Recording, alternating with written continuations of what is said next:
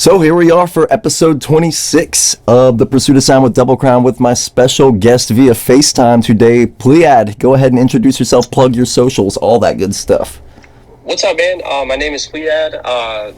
Basically, all my socials are gonna be PLEYAD, PLEYAD. Either that or PLEYAD with an underscore at the end. So basically, across all socials, I've been very fortunate enough to have a pretty unique name, so I haven't run into too many problems with that. So, which is really cool. PLEYAD, me being an alien head, I just immediately think, Pleiadians, duh. Exactly, man. That's actually where that idea came from. It was, I sat down and kind of went back to the drawing board and just started thinking about things that would resonate with me and things that I've always kind of in a sense been drawn to or something like that. And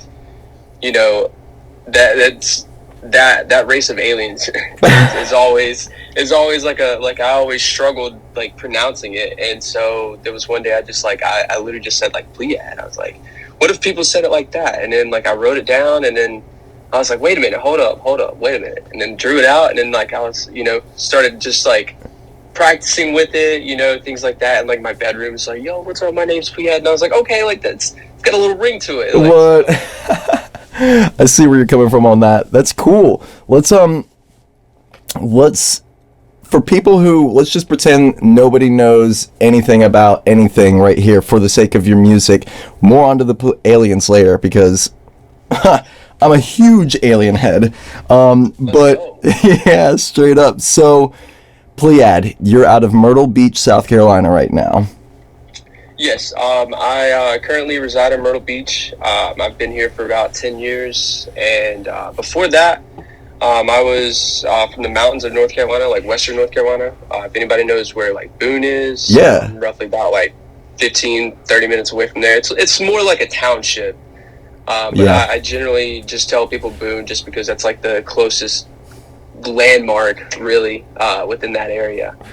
And but yeah, man, basically started doing music roughly about 10 years ago when I moved here to Myrtle Beach. And it started with just something that I was just kind of toying around with. I actually taught myself how to play piano on my younger brother's. It was a plug and play. It was it had the little AV cables, the red, yellow, and white, where you plug it into the computer. It takes AA batteries, and it teaches you how to play. And so I just put the batteries in, didn't plug it in, and I was just watching YouTube tutorials on piano and stuff. And I was just all right. And then eventually, one of my friends took me to the club, and I was wait a minute. I was what is this, dude? It's up until this point, I was a kind of a small town guy. It was I had never really experienced a club atmosphere like that. And as soon as I walked in there, I saw the guy DJ, and I was that I want to be doing that. That looks fun. I was not that being in the crowd isn't fun or anything like that, but it's there's just something. There's something really magical and cool about in a sense curating a vibe and creating a vibe for everyone to kind of just vibe with. And and obviously everybody has their own different tastes and everything like that. And so when people really do mess around with your sound and everything, it's very humbling and it's flattering, because it's not one of those. Let me clarify. No hate on this or anything, but when you do open format DJing, for venues and stuff like that, they're kind of looking for a sound in a sense. And True. When you get to actually do your own shows and really just dive into what you want to do and everything like that, it just brings a whole different vibe to it. So it does. I almost get a little bit more nervous when I'm doing a non-open format gig versus an open format gig, because I'm just damn, I really got to bring something special to the table in a world where people can be really picky about their style of EDM. Let's just be real. And 100%. A bunch of bass heads that don't like house, a bunch of house heads that don't like bass, a bunch of everything in between, dude. But that's why there's so many different DJs, and that's why we appreciate each one for who they are, right? Exactly, man. Exactly. You know, it's definitely cool because, you know, you have people that, you know, sure, you might have, you know, people that play the same track and stuff like that. And it's all about, one, how the track's introduced, like the mixing of it, like, it, you know, is it a surprise drop? Like, you know, are you chopping it up with something? Like, you know, it's always interesting to see people's takes on it and stuff. And I think that's like the beauty of music and like the music production and just honestly the whole music world, man, is, you know, it's the fact that the possibilities are seemingly endless. I agree. Let's take it back a number of years really quick. What was the music that your parents raised you on, and or siblings, if you have any siblings? Where did you first start listening to music? Like, what were your parents listening to, and then what did you start liking first in life? So, what is it? I was basically raised on like classic country and like classic rock. You know, nice, yeah. I enjoy really like all different aspects of music, just because it's like there are some genres that I might not necessarily like resonate with, but I do appreciate the artistic approach to it, just because it's like, you know, just because I don't like that sound or that's not what I have in my head doesn't mean like you don't have like your own, you know, sound and like everything that you have going. And but yeah, so country and classic rock. I'm a big like I'm a big like Kenny Rogers and Dolly Parton fan. Like that was like the big thing growing up. And ironically, my first concert was a Backstreet Boys concert, man. Oh, I'm so jealous, dude. Backstreet Boys. Where?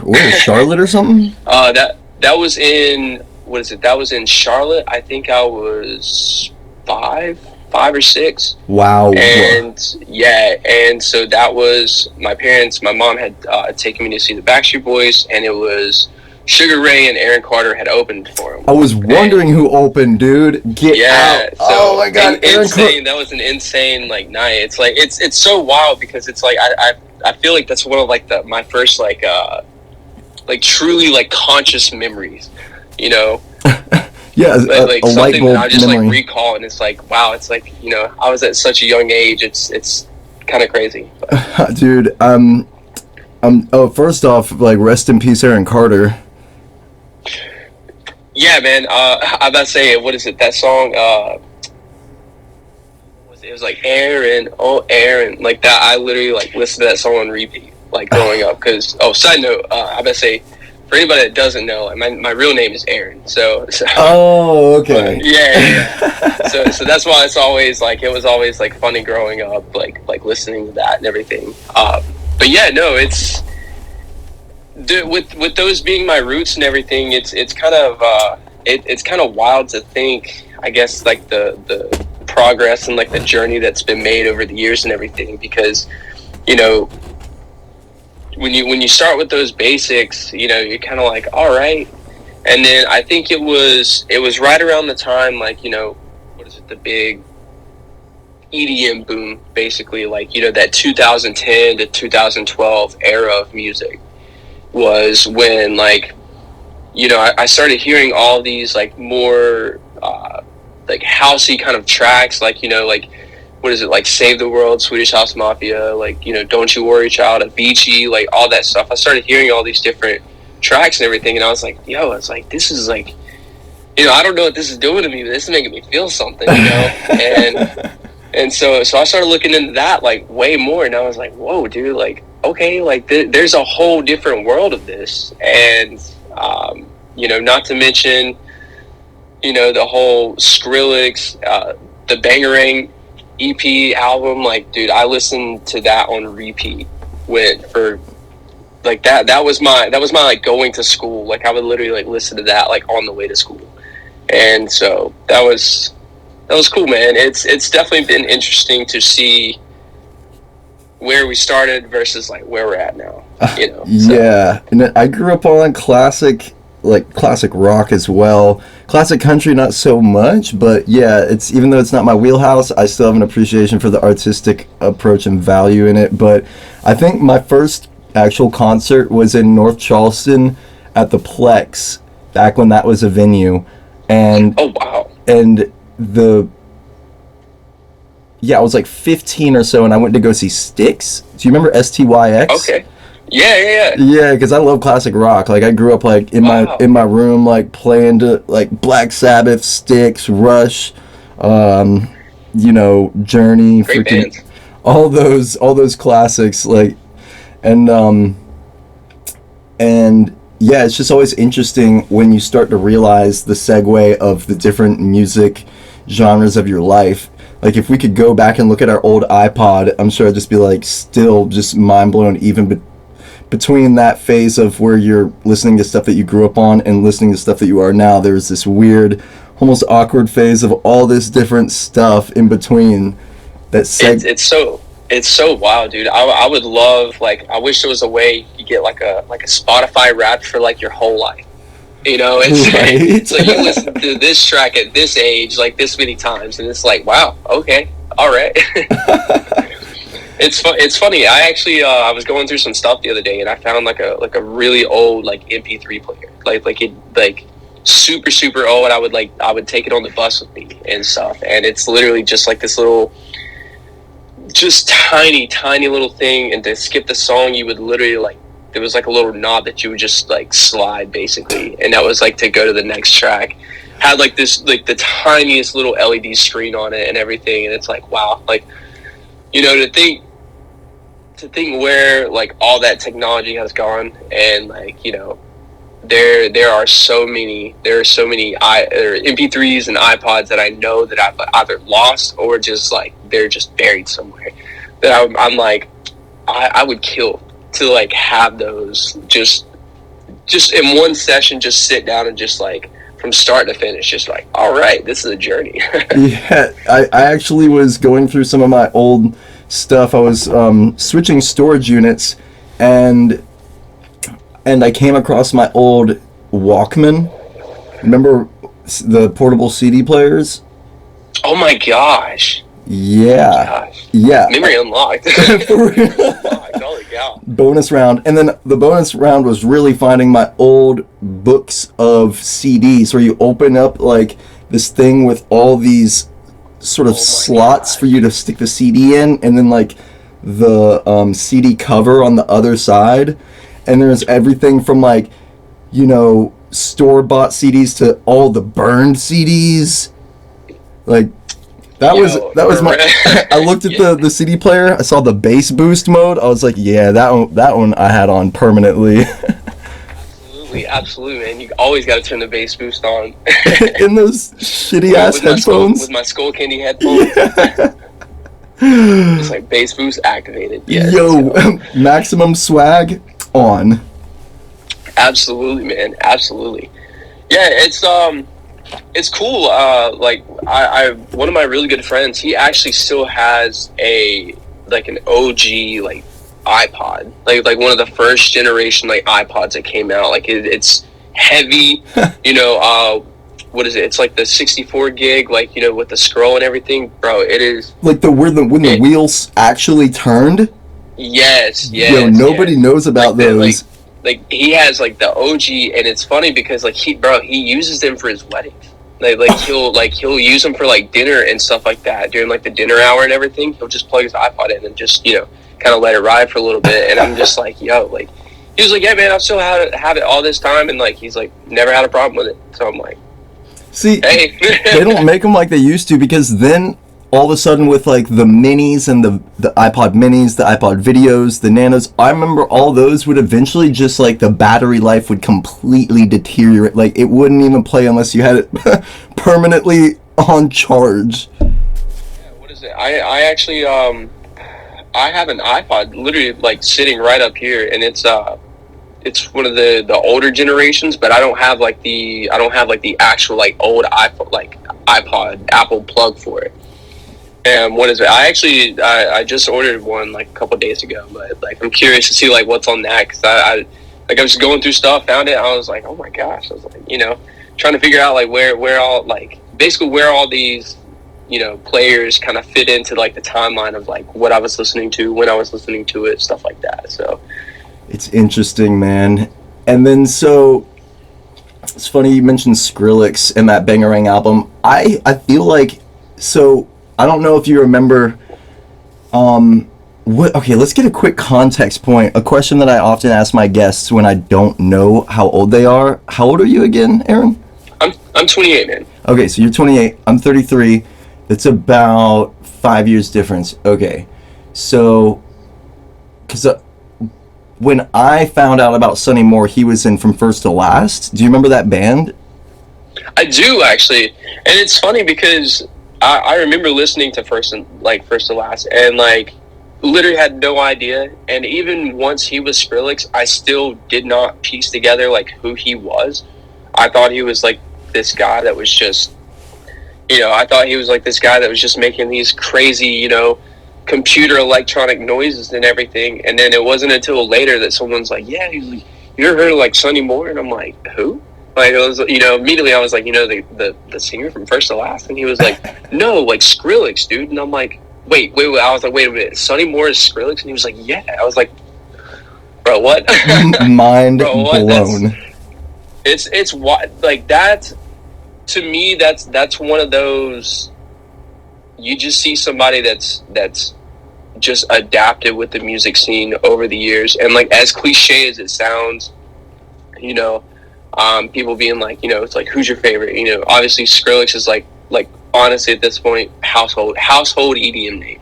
Straight up. It's like you don't like if you say Skrillex, like 9 times out of 10, most people think of like Bangarang. They think of like that boom from like 2012 and everything.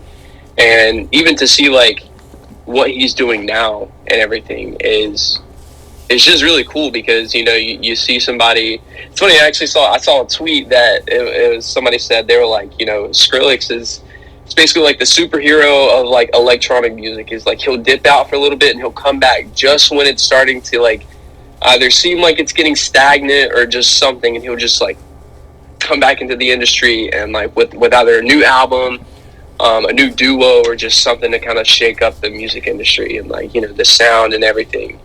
And that's always been something that's really kind of amazed me.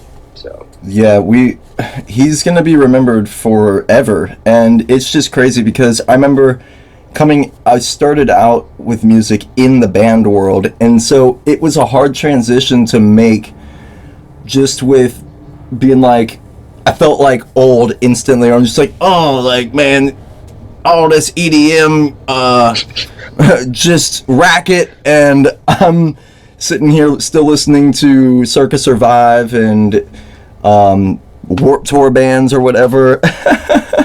And then Warped Tour was incredible. Yeah. I only went 1 year. And that was what is it, dude? I saw Atreyu.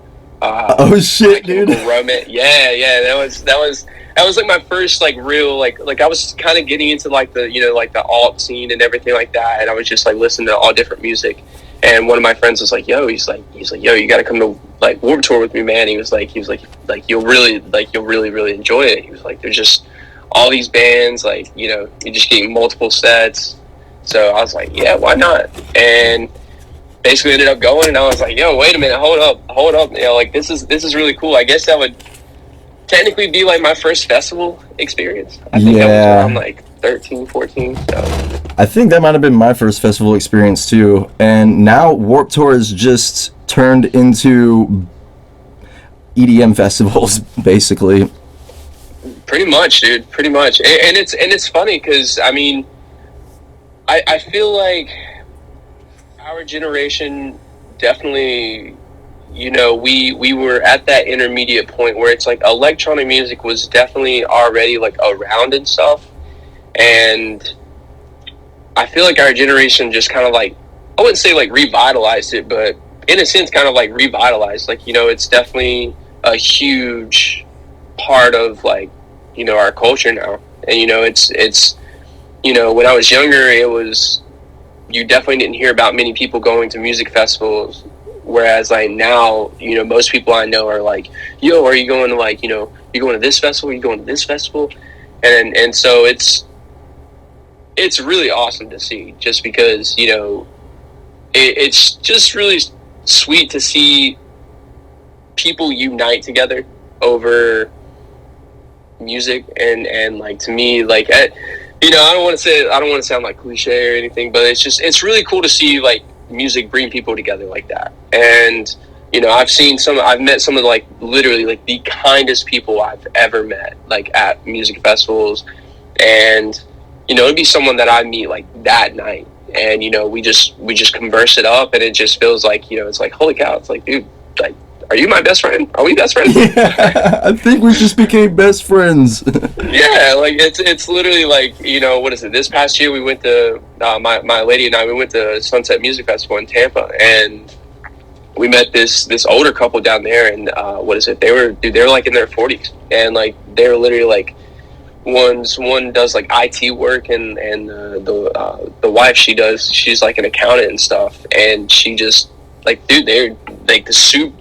You would have no idea that they were their age, because they were just so like full of life, and like just like happy, and like truly like radiating like positive energy. And so that was really cool to see, just because it's like, all right, like, yeah, no, it's not just like a specific age range or anything like that. It's just like, it's, these festivals are uniting people like across all generations, race, like religion, like you name it, man. It's just, you're always going to get a bunch of different people at the festivals, and it's cool. It's really sweet. It's funny because you just sort of sit there and you try to think back, trace the pathology of music festivals, and it kind of goes back to Woodstock. And my mom always would remind me that I was born on the 20th anniversary of Woodstock, and that's actually really sick. Yeah, August 15, 1989. So it initially started August 15, 1969, and back then it wasn't it wasn't what we're used to experiencing at all. Like, I remember, if I'm remembering correctly, it was pretty messed up. Imagine an absurd amount of people going to see Woodstock, and the people behind the production of it weren't ready for that capacity, and all this mud involved, and just it was a shit show, if I'm not mistaken, the very first time. There's a documentary somewhere on like Netflix or Hulu that is about it. I haven't seen it yet, but I need to. And then you just kind of fast forward and you see where it's at now, and it still kind of reminds me, even though I've never been to Woodstock, but it feels like the spirit is still there, like, just all these like free souls, hippie vibes. 100%, man. And it's, when you think back on like Woodstock and stuff, they definitely did not have obviously the technology that we do now. And so like, when you think about pretty much like what they were doing, like they were literally just bands just jamming. Like, if you think about as far as like production and stuff like that goes, like, there wasn't, I wouldn't really imagine there's too much production going on in the 60s, especially compared to what there is now. And yeah, it's cool to see now, just because I think, especially now, like, music is very much half the experience, right, when it comes to seeing shows or true, and festivals and stuff like that. And like, obviously the music's great, and right, but when you bring like a top level production with it, it just, all of a sudden, like, you're not just hearing it, like, you're truly like immersed in it. Like, all of your senses are kind of like, being tantalized, touched, being touched. And so that's always, it's really cool to think about, because it's, you think about that, and some people could make the argument where it's like, oh, like, it's gotten away from music, but I definitely think that with the way that it's progressed and where it's at now, it's it's a really just overall awesome experience for anybody. It doesn't matter if, you know, somebody's never been to a festival versus somebody who's, you know, this is like their 20th time going, you know. And so no matter if they're like new or old to it, obviously they're going to get an experience. So yeah, I love seeing old people at festivals and young people at festivals and same age people at festivals. It just, the festival scene is, yes, truly mind-blowing, and if you haven't gone to one, try going to a smaller one at first and seeing how you feel about that with people that you know and artists that you know and don't know, just because it's always good to find somebody new, and it's just a whole new world. You'll just it's like there should be, I want to make a meme for like first time at a festival and you just like walk in looking like super, I don't know, square, and then you like walk out with like a pashmina burning sage. Yup. Where the wubs at? Literally, it's funny. I took my girlfriend to her first festival. Well, it wasn't like her first music festival, but as far as like EDM festival and stuff like that goes, we went to a Global Dance Music Festival in Denver. Wow. And yeah, like literally, like, that was like a whole new world for her. And literally, I remember she looked at me. It was like the third and like the last day. She looked at me and she was like, "I get it now." She was like, "I get it now. It all makes sense." And so I was like, it's cool because people definitely come to those realizations themselves. It's like, you know, figuratively, like you can only lead a horse to the watering hole. You can't make them drink. You know, it's like, I can take you to the festival. Doesn't mean you're going to have a necessarily a great time. Like, it's up to you to have a great time. True. You know, but also like you got to be open to the experience of it, because if you go in very like closed off and, you know, kind of like, I'm like super nervous about this, you know, you might not necessarily have as great of a time as you would if you were just kind of like hey, like, let's just do it, let's just, you know, go with the flow, see where this goes, you know. Yeah, I love the camping ones. I think the only non-camping one I went to was EDC Orlando just a couple years ago, and that was the biggest one I went to by far. All the other festivals I went to were probably around like a few thousand people and stuff like that, but that was definitely a different experience. Like the production value of EDC alone, that's what I'd been waiting to see for a very long time, and finally did see it, and wow, you sit back and you gawk, and I sort of sit there and think about the production value behind it, and I'm just like, dude, so much money, so much workers, effort. It's truly mind-boggling, and people are continuing to raise the bar, and it really blows my mind, because when I start thinking about, okay, we've come so far since Woodstock 1, we're here, what will be that much farther in the future? What will it look like then? It's insane. But let's bring it into some present time stuff. If you were to be able to describe to somebody that doesn't know anything about your sound, imagine you're describing your taste of what you like to spin to a Pleiadian. How would you describe it? So the PLEYAD project is like a melodic bass project. I really enjoy melodic sounds. There's just something about like really big open chords mixed with that element of bass, and you know, that energy, that perfect meeting point for those sounds. And so, like, if anybody doesn't know like what melodic bass is or melodic dubstep, I mean, think of like Seven Lions, Millennium, Said the Sky, like, what is it they call it? The sad boys, you know, kind of sound. But that's a big part of my project. I also work with house, just because when I started DJing back in, it was like August of 2012, and so I just like celebrated like my 10-year anniversary like a little bit ago, and So my roots are house. Like that's what I started with. Started with like progressive house, like that big room house sound, like you know Swedish House Mafia, Alesso, Tiesto. Hardwell, Yeah. Tiesto, all the like that was what I kind of started with and stuck with that for a couple years. Really started getting more into like tech house and stuff like that, and slowly moving forward from there. I had a homie that put me on to he showed me Seven Lions and started listening to that a little bit, and I was like, whoa! I was like, wait, like hold up, wait a minute, like, this is really cool.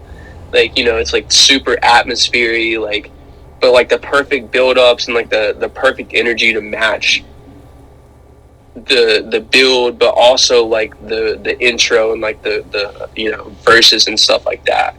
And there was just something about that sound that really captivated me. And I was just like, okay, like, you know, up until that point, I had only been producing like house tracks and, you know, and stuff like that. And so I was like, maybe I try this out. You know, I was like, maybe I like, you know, see what this melodic bass is all about. And so I started toying with that sound. And that was when I first kind of came up with that track called the Reason, and that was a big kind of turning point for me in regards to like where I wanted to go with the sound and everything, because once I released that track I was like, okay, like you know, people were really vibing to it. Not that they weren't necessarily vibing to like all my house stuff, but it was just such a new take for what I had been doing prior to that people were like, wait a minute, like, okay, man, like, you got to explore this a little bit. And I wasn't really taking it too seriously. It was still kind of a hobby for me at the time. And I was actually working for, like, an entertainment company doing, like, private events, corporate events, weddings, stuff like that. Really? And, yeah, and so that was...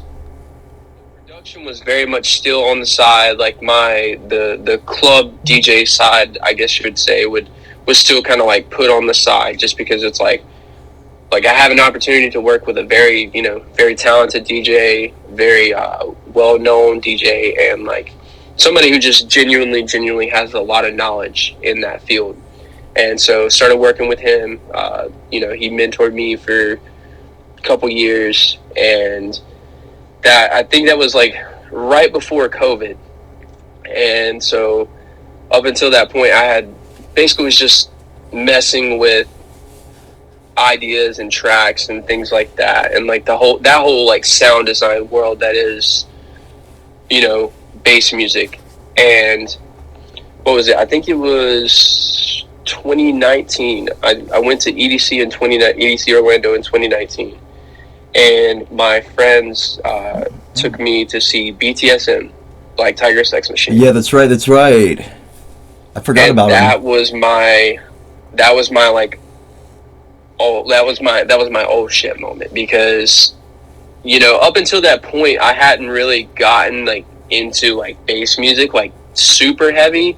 Like the deepest that I had really like, you know, kind of, you know, dug my foot in was, you know, just the melodic bass world, because I was like, all right, like, and then it wasn't until I saw Black Tiger Sex Machine that I was like, wait a minute, like, hold up, dude, like, this is insane, like, this sound, this energy, like, this, all of this, you know, was just mind-boggling to me. And kind of the same thing, I looked at my homie and I was like, dude, I get it now, like, I get the bass music scene now, like, this is cool.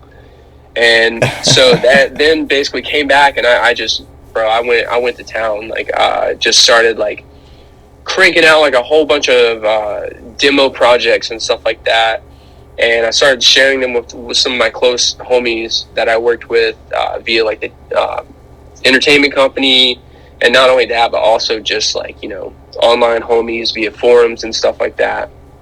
And one of my really good friends basically kind of told me, he was like, hey man, he was like, I love you, dude. He was like, and like, understand, like, when I tell you this isn't like, he was like, you need to stop doing weddings. He was like, for real. He was like, I love you. He was like, you need to stop doing weddings for a little bit. He was like, you just need to focus on like your sound. He's like, because like you are onto something here. And he was like, I definitely think that you should really like tap in and utilize it. And so I was like, all right, like, yeah. And so shortly after I left the entertainment company, you know, parted ways, just because it was one of those of like, I wanted to focus on me. I wanted to like really see like where this project like went. And so up until that point, I had been known as like DJ Aaron, just because that's what I went with that, because that's 9 times out of 10 when people meet me, they say Aaron. So I was like, you know what, like I'll just utilize something that people already like know me by. And so I went with that for a while. Shout out and then once I left the entertainment company, that was, you know, one of my friends was like, yeah, dude, he's like, you got to rebrand, because everybody knows Aaron as the open format wedding guy. He was like, you need to like make something new that is like going to be your project, that has like, you know, in a sense, like your signature on it. And so that was when I went down to the brainstorming session, and I was like, all right, like, you know, like I said, just started writing things down, and I was like, came across that, and I was like, wait a minute, like, hold up. Like, I was like, I think we got something here. And then I actually sent like basically like a rough sketch to someone that I met online that does like logos and stuff like that, and he sent me like a couple demos back, and immediately like I just fell in love with it, like, because it looked great. Basically kind of gave him like an idea of like what I wanted for like a logo and stuff like that, and he nailed it. He just, everything that I wanted from that, he gave it to me. And that was, as soon as I got that back, like I just felt like it was like the universe kind of being like, yo, like here you go, man, like this is what you wanted, so let's see where you go with this. That's amazing. Yeah, I love that, dude. Everybody has to end up realizing the branding that they're working with and the way that it can be translated to the demographic that you're trying to target, literally. And I've sat there so many times being like, I feel like I sort of outgrew my artist name, and I've come up with so many, and everybody, I always like whisper in a friend's ear, and I'm just like, what do you think about this? They're like, I think I like the other better. And no matter what, but so I still have some that like really stick out to me, and I'll hold my cards close on that for now, but but hey, I hear that, man. I hear that. But so people can check out your music on like SoundCloud? Yeah, so right now I'm basically just SoundCloud based. I'm figuring everything out, just because I am like an independent artist, and so I'm still trying to figure out the logistics and like, in a sense, like the business side of everything else via like, you know, the rights to stream on Spotify and like all that good stuff. I do have everything set up. It's just a matter of figuring it all out, which I'm still currently doing, and you know, just getting better with that each and every day, because I've actually gotten a lot of requests for the tracks that I do have out to be on Spotify for streaming and everything. So very soon we'll get that fixed very soon, guys. No, I feel you, dude. It's not an overnight process, just for everybody tuning in, because this is exactly what this podcast is about. It's about like the pursuit. Like, we're in the same boat, dude, and all of our friends are pretty much in the same boat, dude. Like, it is a pursuit of your sound, and you have the advantage of being able to allocate all your plays into one space and focus it like that. And SoundCloud is not going anywhere anytime soon, and a lot of people use it like super heavy as their main source of music. Like, that's where you go to find all that stuff that you just simply can't find anywhere else. And you have to be in, dude, the internet crate digging thing really started for me with SoundCloud, seeing the artists that I like, see who they like. You're able to see the tracks that they like, who they follow. Next thing you know, you're going as-if QWERTY, super nerdy on the internet crate digging, and there you go. I must say with that, man, it's, you know, it's funny. You get like your little Spotify Wrapped at the end of the year, and it shows like how many minutes you listen to and everything like that. And you know, I definitely put in some time on Spotify, just because Spotify is like my main, like, in a sense, like, source of like music, or, you know, whether it be like road trip or stuff like that, just because, you know, a lot of that stuff you can download. But like SoundCloud, like you said, man, SoundCloud is hands down just a gold mine. You know, you will find some great, absolutely great remixes, edits, things like that. And like you said, things that you know, you won't necessarily be able to find on Spotify. You know, there are like, I can't even tell you how many tracks that you know, I'll go and look for it on like Spotify. It's not on Spotify. And I'm like, all right, this is a SoundCloud exclusive. Like, all right, man, I'm here for it. I hear you. You know, and so it's really cool, because I mean, especially like SoundCloud, like, you know, I've been on SoundCloud since 2013, 2012, something like that. Right. And you know, it's wild to see like the progression of that, but like their algorithms are definitely getting, their algorithms are getting significantly better in regards to like the stations and stuff like that, and True. like their, you know, the curated mixes for you and stuff. They're just getting incredible. So I agree. And I want to boil it back to some of your productions. So what did you first use when you were producing as far as a digital audio workshop, and what are you using now for your DAW? Well, it's funny. So when I first started getting into production, that was like the final months of like my senior year. Like I was, you know, kind of diving into that a little more, and that was when I came across FL Studio. Mm-hmm. Came across FL Studio. One of my friends was like, "Hey, man, like if you know, at that time, like it was purely just a hobby. You know, it was like I really had, in a sense, no idea what I was doing. I just knew that I, you know, had like the little beat grid, and so I basically just started like making like little beats and loops and stuff like that. And then once I moved, started, you know, kind of doing a lot more YouTube University research. Yes, dude.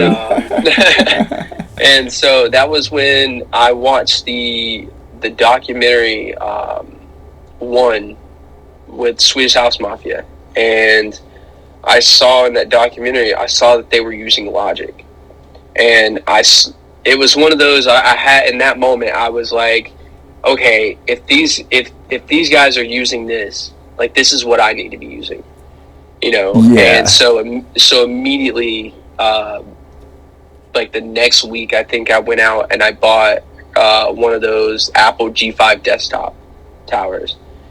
Oh, and damn. you know, yeah, like the old school, like big boy, like, you know, this thing's like 80 pounds. And yeah. like, what was it? I went and bought that, and then shortly after I bought the old version of Logic. It was Logic 9 at the time, and so that's what I started using. Got way super familiar with that, and that's still to this day what I currently run. Is I run Logic Pro, and you know, I definitely advise like anybody watching this, like, test out all the different DAWs. Like, find out the DAW that you prefer, because everybody has like their own preference. You know, a lot of the DAWs are very similar but not similar. Like it's all about like your workflow, like how you like to work, what you like to look at. You know, I definitely think that that's an aspect that plays into it also. As many people don't think that it does, but I think it does. Like, you know, when you have a project pulled up for, you know, multiple hours, and you're looking at a certain screen, you know, you definitely want to see be looking at something that's kind of softer on your eyes, at least in my opinion. Yeah, And the GUI for show. yeah, I'm about to say, I'm really looking into learning Ableton, and I say looking into is like I have Ableton downloaded, and I've been like watching videos. By no means do I feel comfortable saying, oh yeah, like, you know, that's my main DAW, because like, you know, I'm still picking and toying with that and trying to figure that out and everything. And it's very similar to Logic. It's just I know it's a workflow thing, and especially now the content, I feel like Ableton hands down has like the most content on the market right now. Like you'll find hours and hours and hours of content regarding Ableton. And I mean, you'll find tons of content with any DAW really, but I feel like Right. Ableton is really kind of dominating the producer market right now. Yeah, I feel like Logic's graphic user interface reminds me of Pro Tools a little bit more than, say, like Ableton, which is, I don't know, I feel like it just looks like Ableton. I mean, they all have their similar looks and layouts, but I went from back in the day dabbling in Reason on the drummer of my old band's computer, which is like, it's still not, I'm not with Reason. It's just too confusing. Like, you're having to, like, I don't know, all the random wirings. It's like the back end is like the front end. Very hard to describe. Didn't make much sense to me. I got one for you, man. So back when I was like first like getting into DJing and everything, I wouldn't say, the best way to put it is I wasn't comfortable forming like multiple track edits and stuff like that live, just because the deck I was using at the time when I first started, like, what is it? I started on like this like iPad DJ controller thing. One of my really good friends had, and he like would always let me use it. Let me back up a little bit. Technically, I started on an iPad. Wow. I had an iPad. I downloaded the DJ software on there, and it had the function where you could link your Spotify playlist to it. And so I started, practicing with that, and like literally I would go to like my friends' like house parties and stuff like that, and I would plug in the aux to literally like the iPad, and I'll throw back to when they iPad still had the aux port. and so basically started doing that. And one of my friends happened to have this controller that was like DJ software like integrated. And so basically what you would do is you would open the app, you would slide it, had like a little opening slot in like the middle of the board. And so you'd slide the iPad in there, and your iPad was pretty much like your computer screen. Yeah. And gave you control and function over all the sounds and everything. What? But so when I was doing that, that controller was like a 2-channel controller. So the idea of throwing like multiple tracks on like a mix or like an edit or something like that was still kind of like, I'm like, okay, how do I do this if I only have like 2 decks? So I was using Audacity.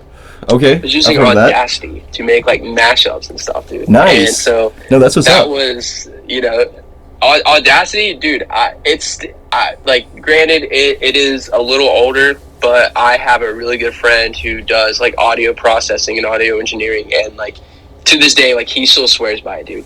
He literally is like, it's literally pulled up when he's doing sessions and stuff. And I always kind of give him crap, because I'm like, hey man, like come on, like when you gonna update? He's like, man, there's no need for me to update. He's like, this is a gold mine. So. If it works for you, then keep on making. I'll make a beat in Microsoft Paint every now and then still.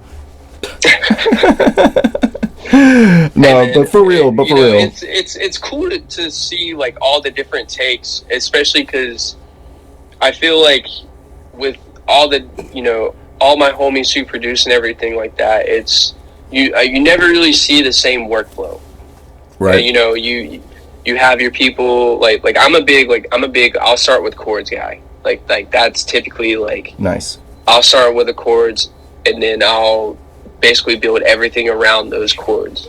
And it's 9 times out of 10, that's kind of like my starting process. You know, it's like that 1 out of 10, like it might be like, I'll be like, hold up, like, you know, this beat's like really, really, you know, really sick. So see where that goes.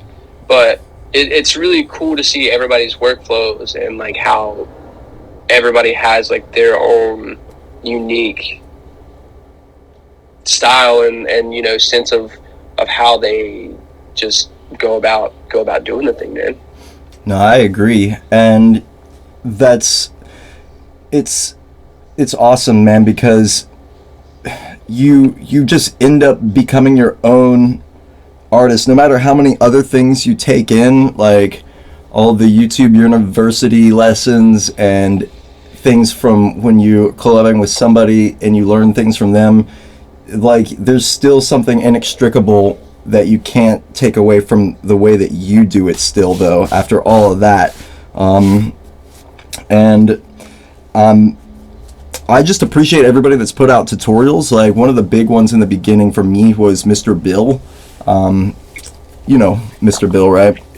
Mm-hmm. Yeah, he's, I mean, a legend in the EDM community, for all those that know about him, and basically spearheading IDM music, intelligent dance music, and he's just got so many useful tips and tricks online, and the learning never stops, man. The amount of sound design techniques that you can do these days is just exponential. Everything that you've got from these VSTs like Serum, Phase Plant, Massive, etc., Zebra, you name it, dude. And even what people can do with samples now, it's just insanity.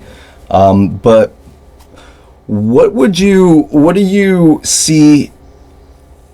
Oh, there's always a few questions I like to just ask every single time to my guest. One of them is a real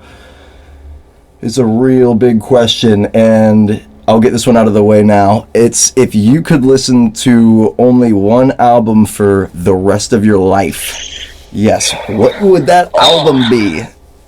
It's tough. Oh man, that's tough. Oh god, that's tough. That's really tough, dude. It is tough.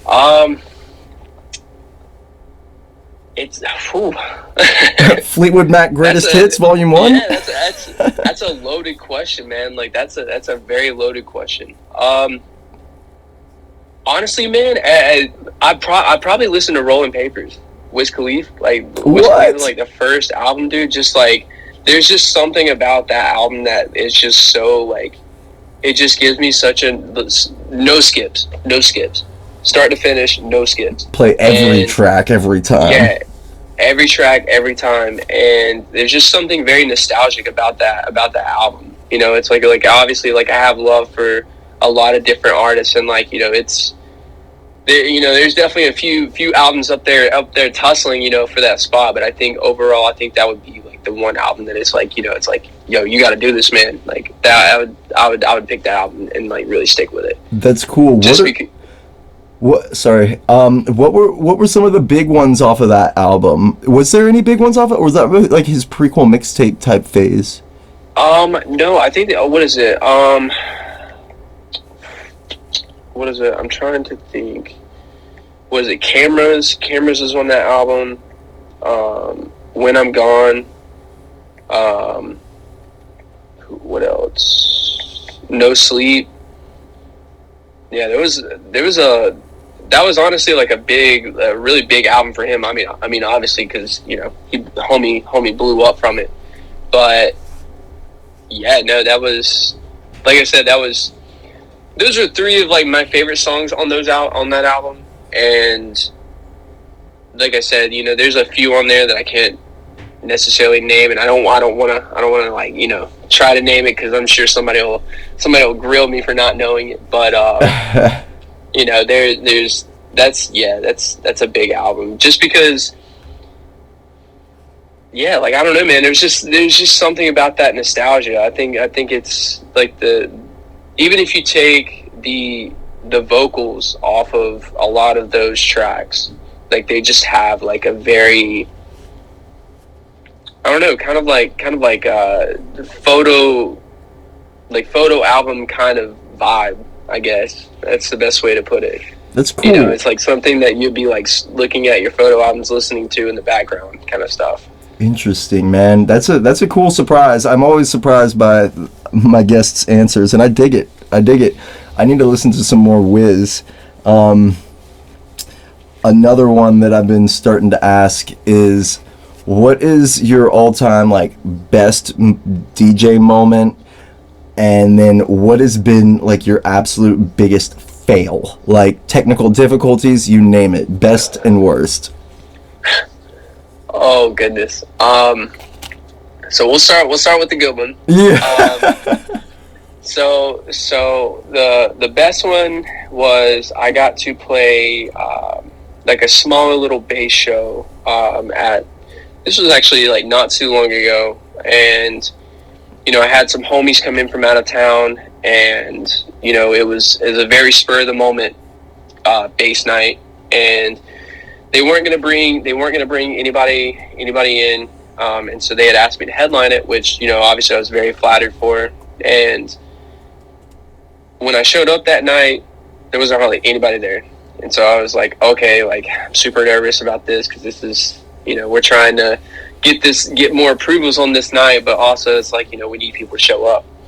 And maybe like an hour before my set, literally like just a swarm of people came in, and it was just all people I noticed. And like, these were all people that, like, you know, they come to shows and stuff, but also when you're on like a ticketed event, or like a, you know, you're playing at a place that is, you know, charging cover, it's always like a little nervous, because you never know if, you know, a lot of people like the ease of convenience. So it's like a lot of people don't mind going to free shows, you know, and stuff like that. But when you have a ticketed event, you know, it's definitely a little, at least in my opinion, like it's a little more, all right, like, are these tickets getting sold? Like, you know, can I get enough people out to where, like, you know, these guys want to bring me back, right, kind of stuff. And so when I say, like, you know, this whole swarm of people came in, and these are people that, like, I haven't seen in like a hot minute,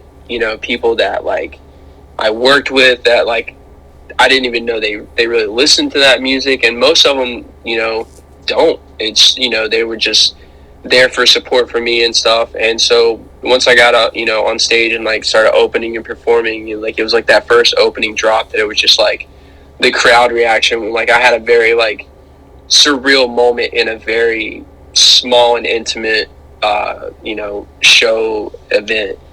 And like it literally, like even talking about it, like I have like goosebumps, just because it was a very surreal moment for me, that I was like, okay, like, you know, it's like, you know, I do have people supporting me. Not that, you know, not that I doubted that people weren't supporting me or anything, but it's always nice to kind of get that confirmation from the universe, and like, you know, just that you're doing the right thing, you know, you're doing what you're supposed to be doing. And exactly, you know, that was honestly probably like one of the most awesome moments. I remember like walking off stage, and I walked over to my girlfriend, and I was like, hey, I was like, you know, I was like, I need just a minute. And she was like, you okay? And I'm like, yeah, no, I'm fine. I was like, I'm literally just like, I'm like so high on life right now. Like this is, you know, was really cool, you know.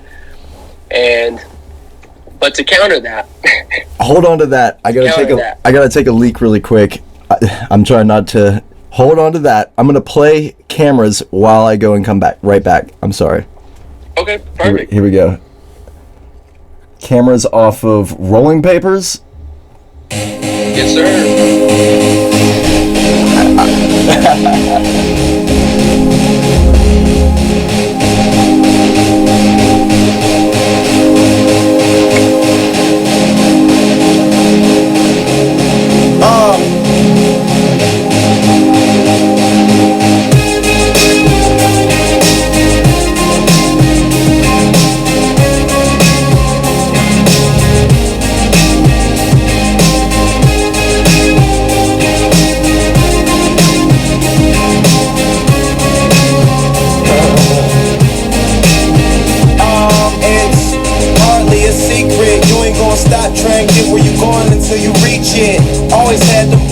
great track. If you guys have never listened to this album before, please listen to this album from start to finish. So it'd be kind of hard not to believe that you party every weekend. Who act like they ain't see it then. All them nights on the plane, losses in the took, had to charge it to the game.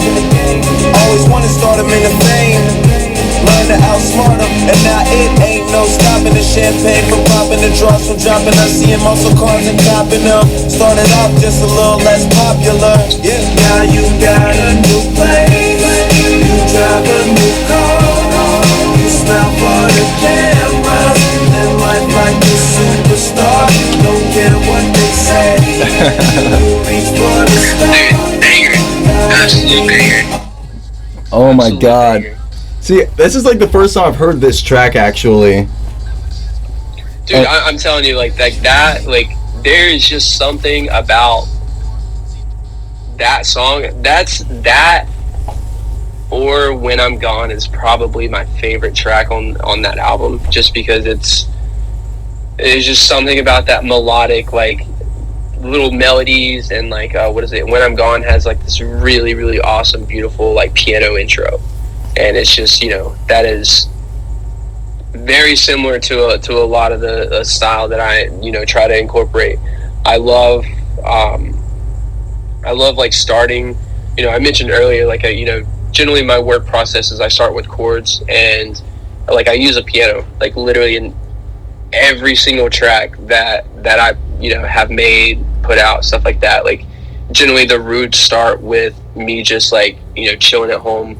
Like I'll pull up a really, really great piano VST, and then just go to like just sit there and play, and then finally get something that's like okay, and then that's when I start trying to incorporate like the other sounds, and then just start building it around that. And sometimes the piano ends up getting to stay in the final mix, and sometimes it doesn't. So I see. Yeah, you got to start somewhere. That one sounds like it could have a good future bass flip to it. Like those intro chords, as I was walking away, I was just like, "Oh shit, he was on this 11 years ago."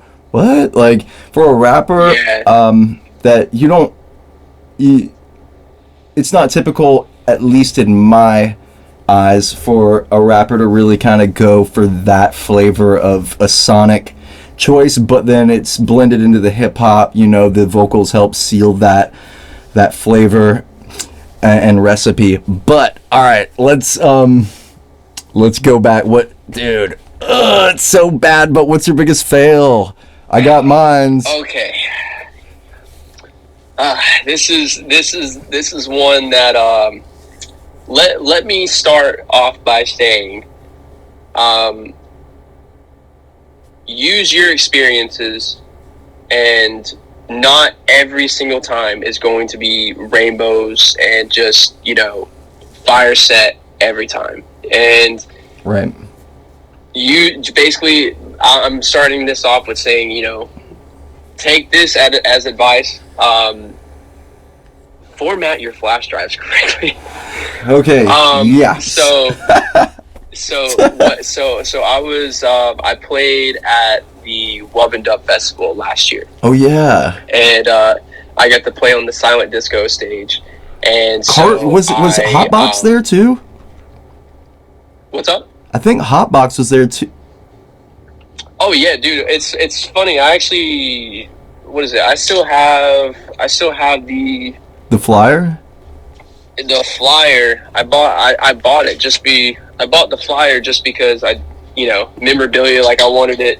But yeah, dude, that was a really awesome experience, because there's just so many people that were on the lineup that we're all homies with. You know, it's like Clutch Panda, yeah, Jay Kinetic, pretty much most of the Station Underground. I was so jealous when I saw that lineup. I was like, oh, I wish I could be there so bad. Yeah, man, it was really cool, just because you think about the people, what is it? The people that headline, what is it? Is Miso, Baldy, like those guys, and it was really a really dope experience, just because you got to interact with. It was such a small, intimate festival that you would just run into these guys, just pretty much every day, you know, just like passing and stuff. But to tie back, you know, to backtrack a little bit. But yeah, so played the Wub and Dub Festival. I had been working on an edit that I really, really wanted to play, and I had my set prepped, I had my set ready to go, and it was going to be like a super last minute ad. Like I was literally on my way, like in the car, going to Wub and Dub, and I was like, I think I'm going to add this in real quick. And so I was on my way, and that was when Rekordbox notified me that I needed to update. Which is like every other day for Rekordbox. And I'm like, okay, like this is not a great time. And so I you know, used my hotspot and everything and was trying to download Rekordbox. Ended up not getting it downloaded, so until I literally got there. Literally the update finally updated and everything. And I went to go format my drive. Thought I formatted it correctly. Everything seemed fine. Took the flash drive out. And so set time came, and what is it? There was 3 DJs on at a time, and the middle DJ was playing on 2 3000s, and the 2 outer DJs were playing on the 2000 Nexuses. And so I remember walking up, and I plugged my drive in, and no waveform, no BPM, 0, none. The audio is there, but it was just nothing. And you could see poor Rekordbox was trying its best to like load, and it just wasn't loading. Oh my God. And thankfully I knew my set enough to really you know, to navigate my way through it, and like where I needed to like mix in and, you know, drop and everything like that. But it was enough to rattle me to where I was super self-conscious like the whole set. And you know, yeah. I remember it's funny. I remember walking off stage, and I looked at my girlfriend and I was like, yeah, I need like 5 minutes. This time in a different way. Had to go back to the tent and like kind of like decompress and like, you know, in a sense like get out of my head, because I was so like, you know, I was just so rattled from like oh my gosh, did I do that right? I think I did that right. I hope I did that right. You know, but without like the aid of like, you know, being able to visually beat match and stuff, you know. And wow. Yeah. So lesson from that is, you know, always format your drives correctly, bring it back up. And so, yeah, like that's pretty much that was my like biggest, I guess you could say, like fail moment. And, you know, it's at the back of my mind, but it's not like a negative presence or anything like that. It's more so just a awareness presence to remind me, you know, to make sure it's like, okay, it's like, do I need to put this in? Do I need to add this extra track in here? You know, or, you know, just, yeah. I find myself throwing in so many tracks last minute, but then me going with stuff that I still just know and am confident in. You know what I mean? But then, yeah, no, 100%. And then there's always tracks where I'm like, why didn't I play that? I meant to play, at the last Purple Buffalo show, I meant to play Level 9 by Import. Oh, dude, I've been listening to that. It's such a good.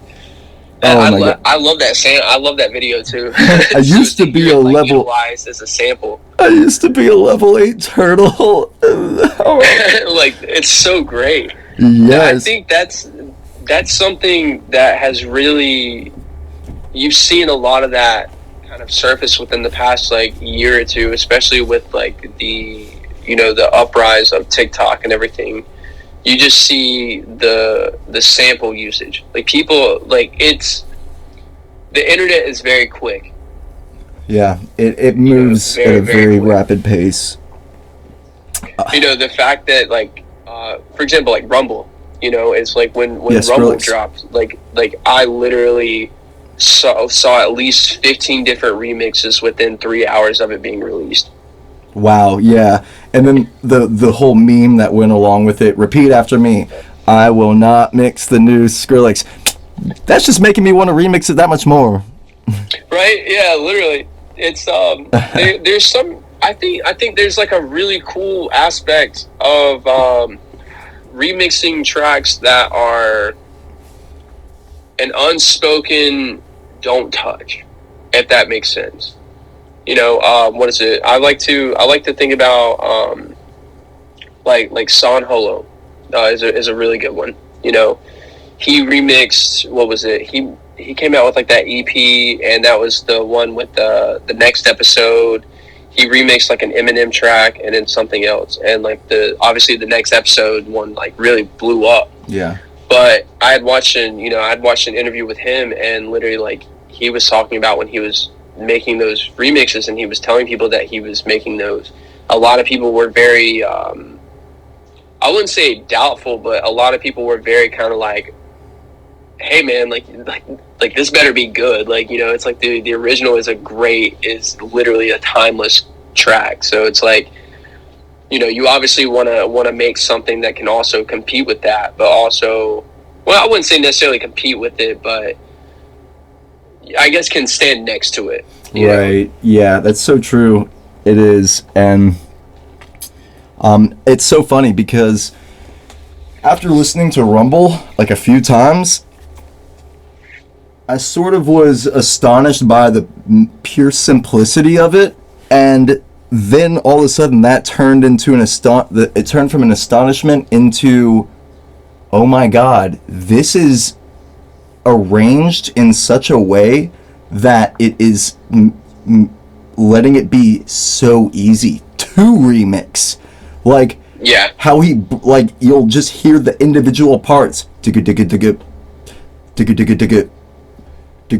like that bass in the jungle, yeah, and it's just so simple, clean, minimal that if you it's just, I feel like they were wanting everybody to remix it by how simple it was, because you listen to, I mean, I realize it's a collab track, but still, Skrillex's other stuff hasn't really quite been like that, and you see what I'm saying? And then it's also like, I feel a tip of the hat towards the bass music movement, because we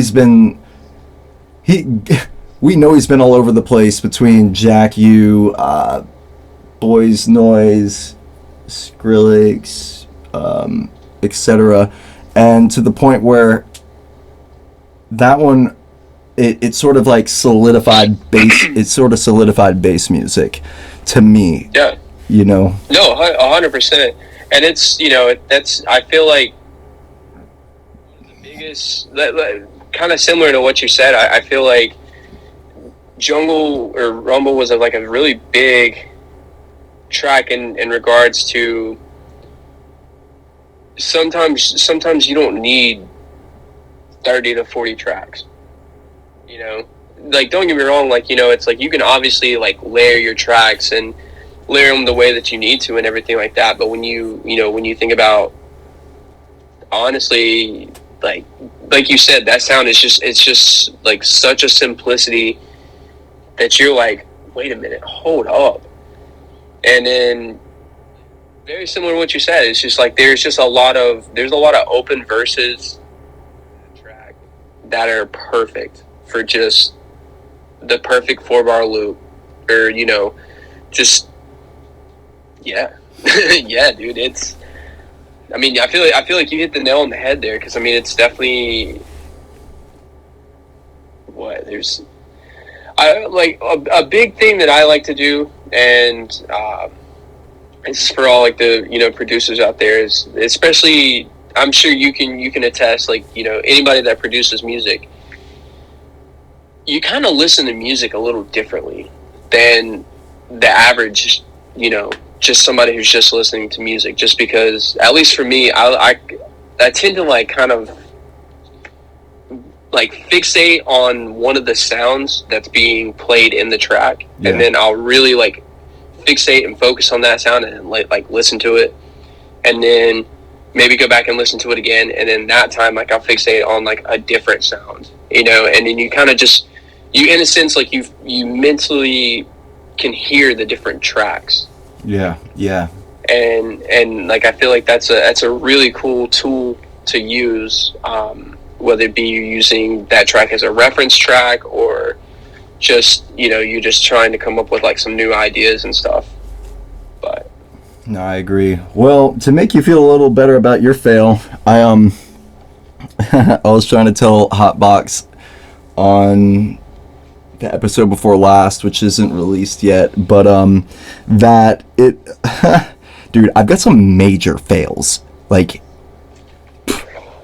major league fails for sure. Let me help you feel better really quick. Not only have I had issues with a thumb drive while opening up for acts, national acts, but I've also had fails where I am the main stage act, and like say at these bars here downtown Charleston, just to glide over them briefly, at Mint off Calhoun Street, I was hitting the CO2 cannon on a drop and accidentally put it across the face of my laptop, and my laptop fell like 8 feet onto the ground.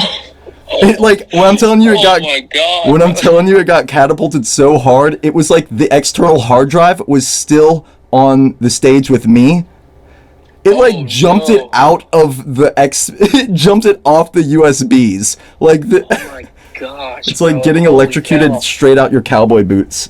And then that thing hit the turbo, bro. Yeah, so I literally was sitting there with my hands over my mouth. I couldn't even look down. I couldn't see it, and everything stopped. And it was at a big drop, and the energy was in the air in the crowd, and dude, I'm just trying to tell you, somebody from the crowd just slowly gave me my laptop, and I was like, I know it fell like boom the wrong way and probably broke the hinge wide open, but no. It fell on it fell on like the bottom left or right hand corner of like the keyboard section of the laptop, not the screen section.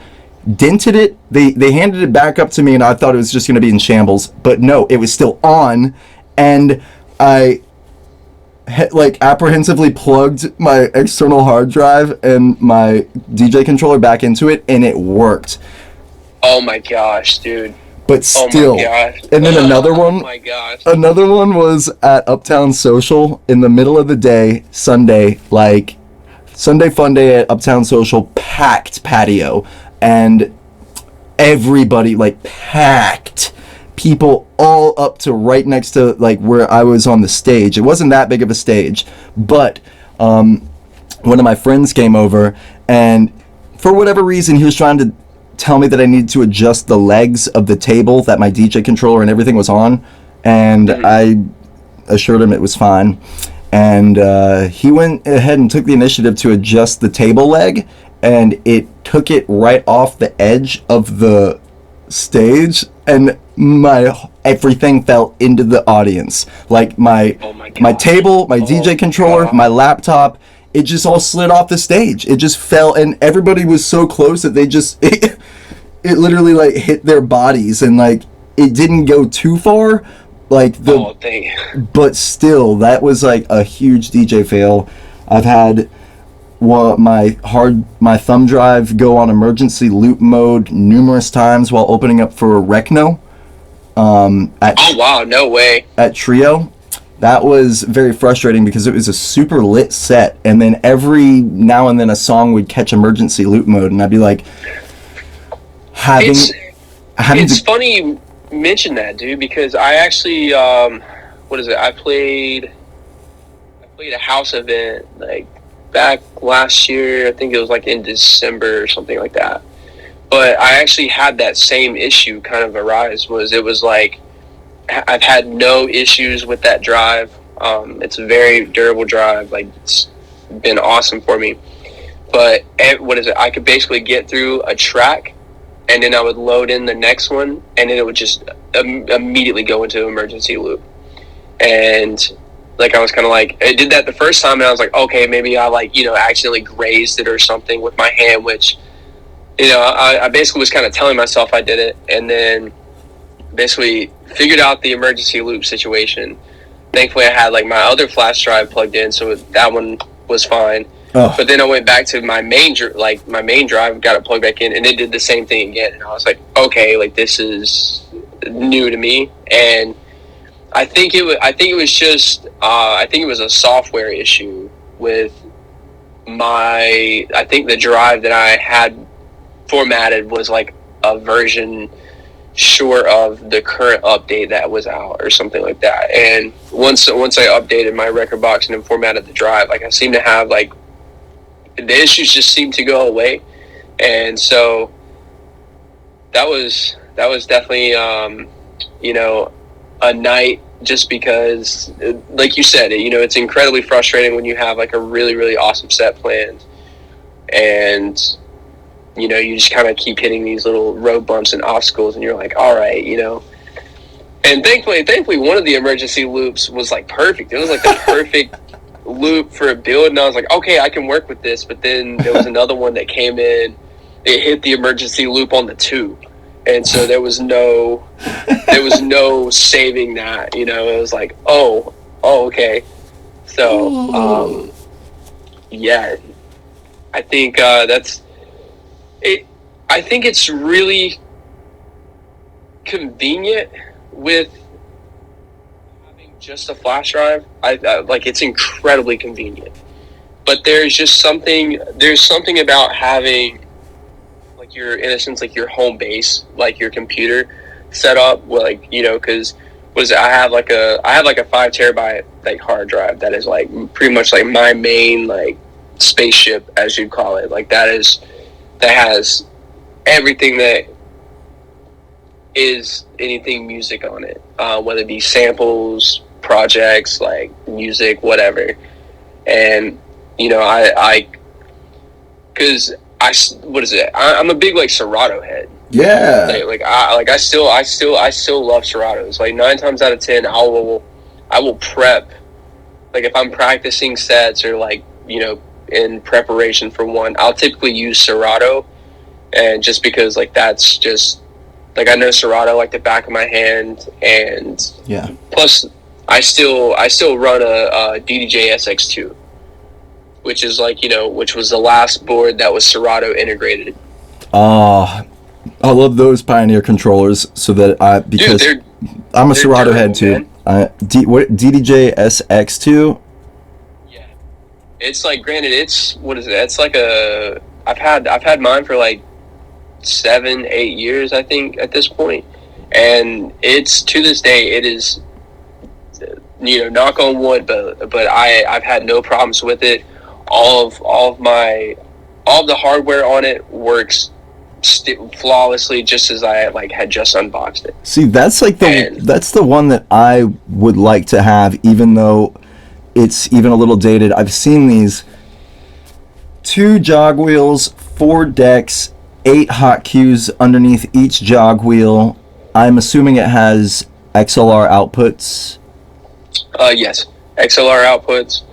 Your effects are like knob based. Yeah, I love that. But dude, I like that too, just because, especially with those, you can utilize up to 3 different effects exactly. At the same time. That's one thing that I am just seriously pissed with Pioneer about, for the CDJs that are supposed to be like the elite. No, I don't care what anybody says. I hate CDJs. I do. There's not a lot of things in life that I hate, but CDJs is one of them. You trying to tell me I have 1 effects knob for everything? What? And you're charging that much? No, I'm used to 3 effects per deck. At least. And 100%. And the controller that I have, you can assign 6. You can assign both sides to 1 if you want, and have it like that. It just... Holy cow. That's really sick, actually. I don't know, man. That was one of the few ones that I would still get just because I'm still such a Serato head. Yeah, and like I said, man, you know, it's record box is cool in its own category, just because like there are some things that you can do in record box. I definitely, by no means, I'm way more comfortable in Serato than I am record box.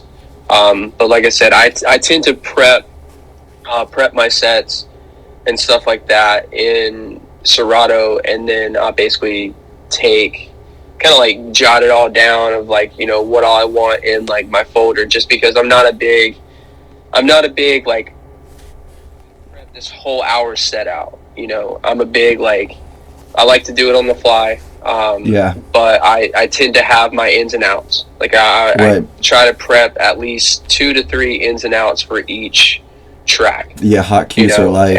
And then just throw, like, I'll put a bunch of those in a folder. I'll have a general idea of what I want in like the order that I do. But you know, by no means is it going to be the same set every single time. No, yeah, exactly. Like some of the biggest extents I will go to is literally customizing some sort of tag at the end of the track title within the software, being like, if this is like a serious set, I will go in and around the songs, I'll listen to all the songs that I want to play that night in my main playlist for that night, and I'll be like, okay, what's good for about the opening time, what's good for about mid set, what's good for about close set. I'll go in, type in custom in parentheses like opening vibes, or like mid, like open/mid set, like mid, or like absolute final track or whatever. But it's not like that often for me. I'm very similar with you in the sense that I like to wing it, and you really, and like, you know, and I, you know, one of the things is I really like to do that, you know, one, in the sense of like, especially if you're playing with other people, you know, because unless you're super, super tight with them, you know, if it's somebody like you've never met before, like I'll reach out to, you know, some people that I know, and, you know, even some people that I don't know, you know, and I'll reach out to them and be like, hey, you know, like, just a rough idea, you know, are you going to play this track, you know, or, you know, are you going to play this track? And so I think that's where the uniqueness comes in to, you know, kind of like what we were talking about earlier, is like, you know, how you throw that track in. But, you know, I definitely like to just have that opportunity and like that choice to kind of be like, all right, well, you know, maybe the crowd was feeling more heavy stuff and not, you know, the super, super melodic, you know, vibey stuff. Yeah. And, you know, we'll switch that up. And a big thing that I like to personally do is I tend to break, kind of like what you said, I tend to break down, like if I'm playing like an hour, I'll break that hour down into like 15 minute segments. Mm-hmm. So it's like 15 minutes. It's like, all right, what do I want in this first initial 15 minutes? You know, It's like, okay, you know, you really need to like obviously open with something that captivates someone and then keep them captivated in that first 15 minutes. Because if in that first 15 minutes, if you're not playing something to keep people captivated, then, you know, you lose them pretty quickly. True. You know, and especially because it's like, if you can't keep them entertained, or, you know, keep them in a sense like focused on you for 15 minutes, you know, how are you going to get through the next 45 minutes, you know? And so generally is, you know, so 15 minutes openers, like I like to throw a lot of high energy stuff in like first 15 minutes, just because, you know, you really just got to reach out there and grab people and just be like, all right, come with me on a journey, let's go. And then once I get into like the 15 minutes, that's when I, you know, kind of start segueing into like the more melodic stuff, more vibey stuff. And then, you know, from there you kind of just cultivate it based on, one, like where you want to go, and two, how the crowd reacts, you know.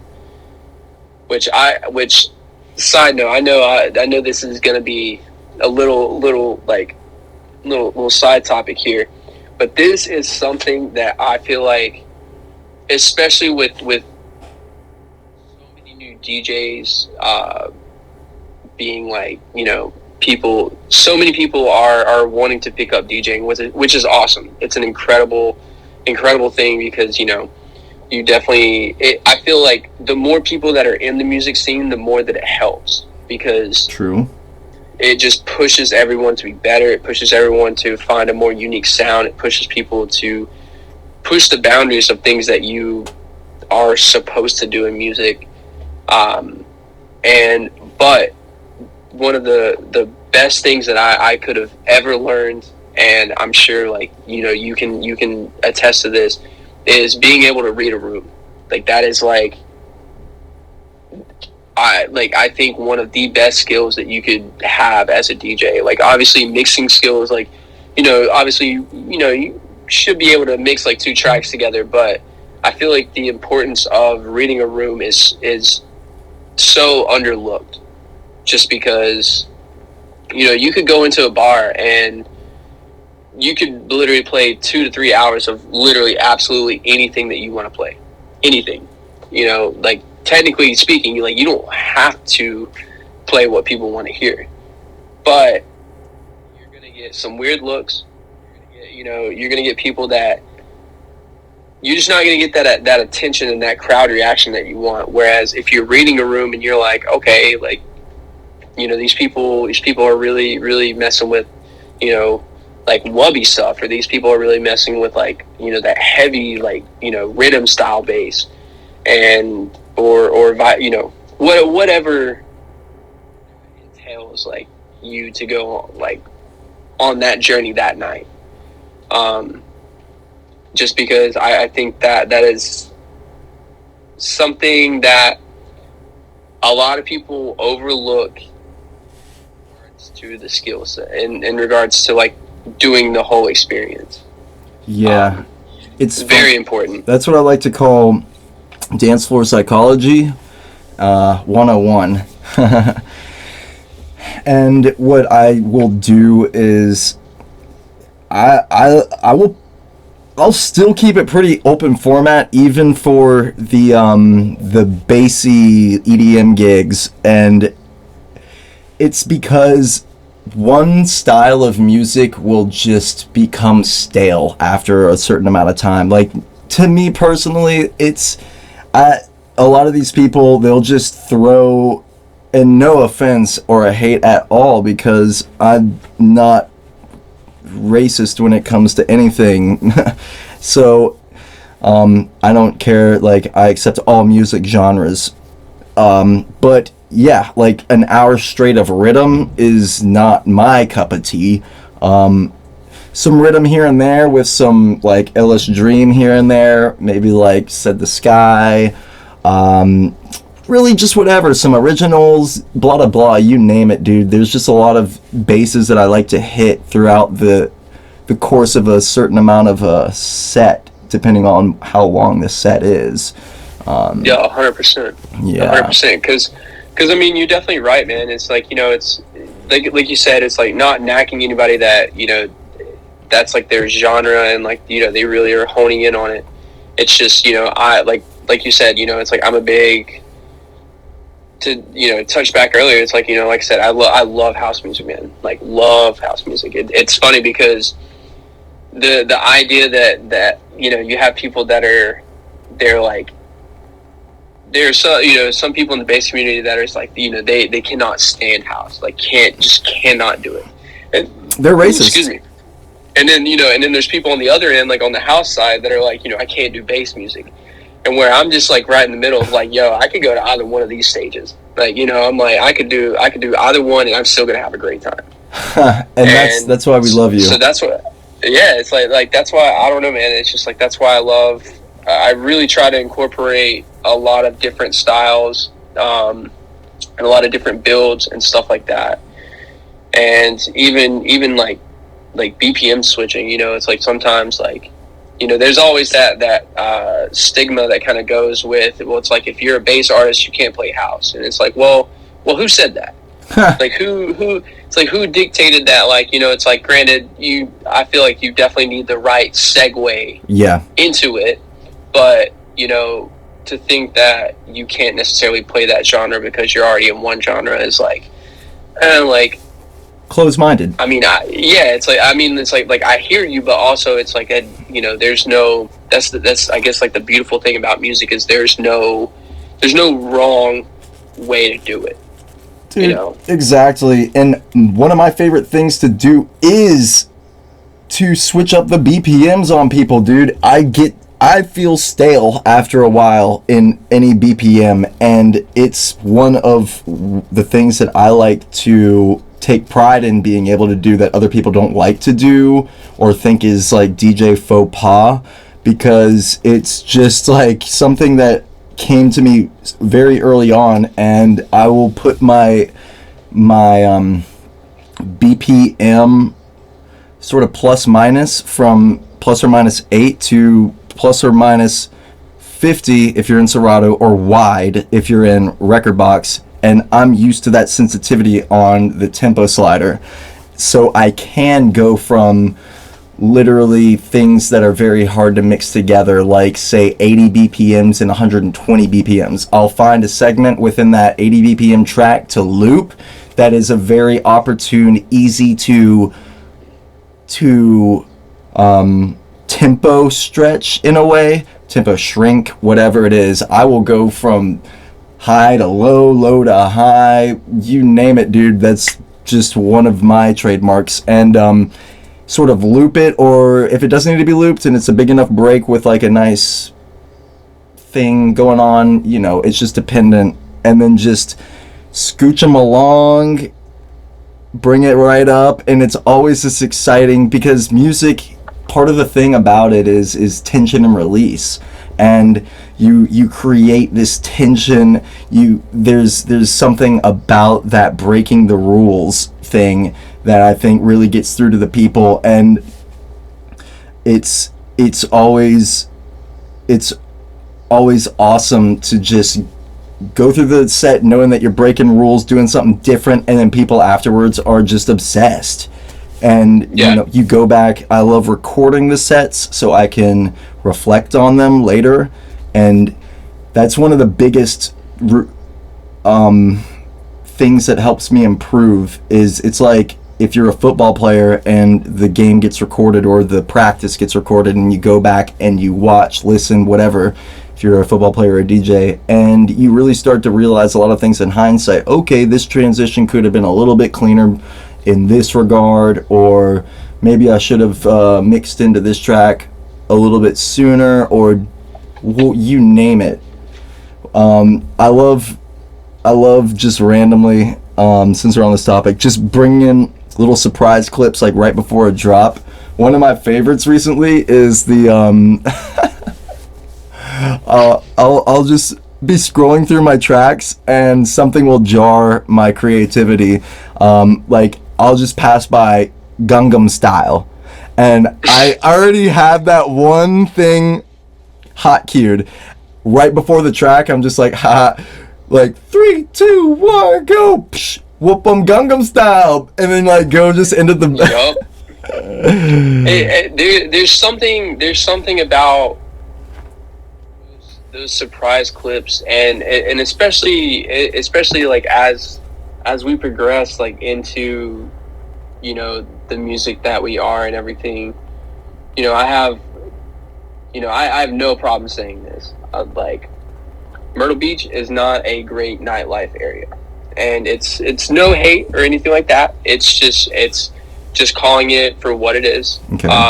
It's just there's not a lot of opportunities regarding electronic music around here compared to, say, like Charleston or Wilmington or Charlotte, you know, things like that. Like, obviously in those bigger hubs, like there's more opportunities for that music and stuff. I feel for y'all. I do feel for you. And so a big a big kind of tool that I've really started using, and I've noticed that it's helped a lot of my friends, in a sense, help them segue into my world of music, is like mashups. Like literally cannot express like how like just how big of a tool mashups are. It's like, you know, you take a track, you know, with a very popular chorus and throw it over an electronic track, and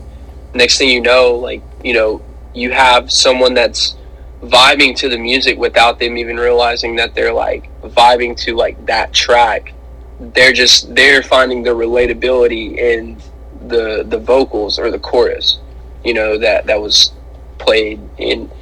And it's the best way to put it is it's almost like this might sound like weird, but it's almost like you're conditioning your friends like for like, you know, electronic music, or for people that aren't familiar with that world, you know. Whereas like, you know, for me, like, I'm a big person where it's like, it doesn't matter if it's bass music or house music, you can give me no words at all, and I'll just sit there and I'll vibe, and I'll, you know, listen to it and vibe and stuff. But I understand that a lot of my friends might not necessarily find that as appealing as if it had a vocal that they recognize over it, you know? Yeah, I do. And that's where I will sort of take the opportunity to, that is something I like to do technically, is I'm getting ready for a big drop of one track, but then I will like just meticulously EQ the B track with say it's something relatable, like a T-Pain song, like we're rocking in an 80 BPM bass zone, and then something like Buy You a Drink, I'll like bring it up maybe like, I don't know, give or take 75% on the volume up and down slider, and then like hit the macro filter to about like 50% between middle and high, and definitely duck out the lows, and then EQ the highs and mids to taste with some of that delay and reverb on your 3 options of effects, and just give it like this thing. And then by the time that track A's drop has ended, it's ready to drop into, say, like the first verse of track B, and I will just inverse all the EQs, take the bass out of track A, bring the bass into track B, up the volume, cut the difference on the other track, boom, just like that, and then delay reverb out of track A, so that it just sounds like it just somehow got pulled off. Yeah. And then, no, 100%. I hear you, because that's yeah. No, I'm sorry, I didn't mean to cut you off. Please. No, and that's the way that I will condition. I will test the waters every time, no matter what. Like I learned how to DJ from the homies in the Strawberry Squad, and it's like Wade, aka DJ United, Paul, aka DJ Sparkbox, Soto. These people have been DJing for so long that I've learned the fundamentals from, and they get away with so much because they know how to get away with it, where all of a sudden they'll take crowd from top 40 to just a straight up EDM banger that you wouldn't expect the crowd to get into, and it's just how you finesse. And next thing you know, you take somebody that doesn't say even consider themselves to like a certain kind of EDM to just sitting there and just like letting their face get ripped off. You know what I mean? Yeah. Within reason, you know, there's wiggle rooms on that. That's so dude, so I got a question for you, man.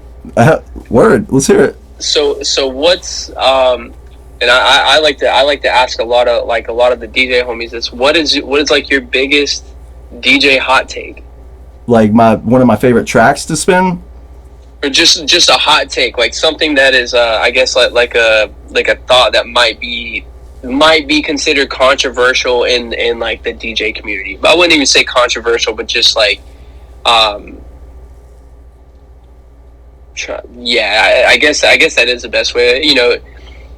I mean, if you have one, if not, you talking about, is this pertaining to like the culture side of it, or is this pertaining to like the technical side of DJing? I guess like the technical side of it, like the actual like DJ side of it. Like I'll be honest, so my hot take, and this is like, yeah, start off obviously with you. no disrespect to anybody that does this, or like, you know, I think there's definitely a way. I'm not. My hot take is I'm not a big fan of like doubles and stuff like that. What does that mean?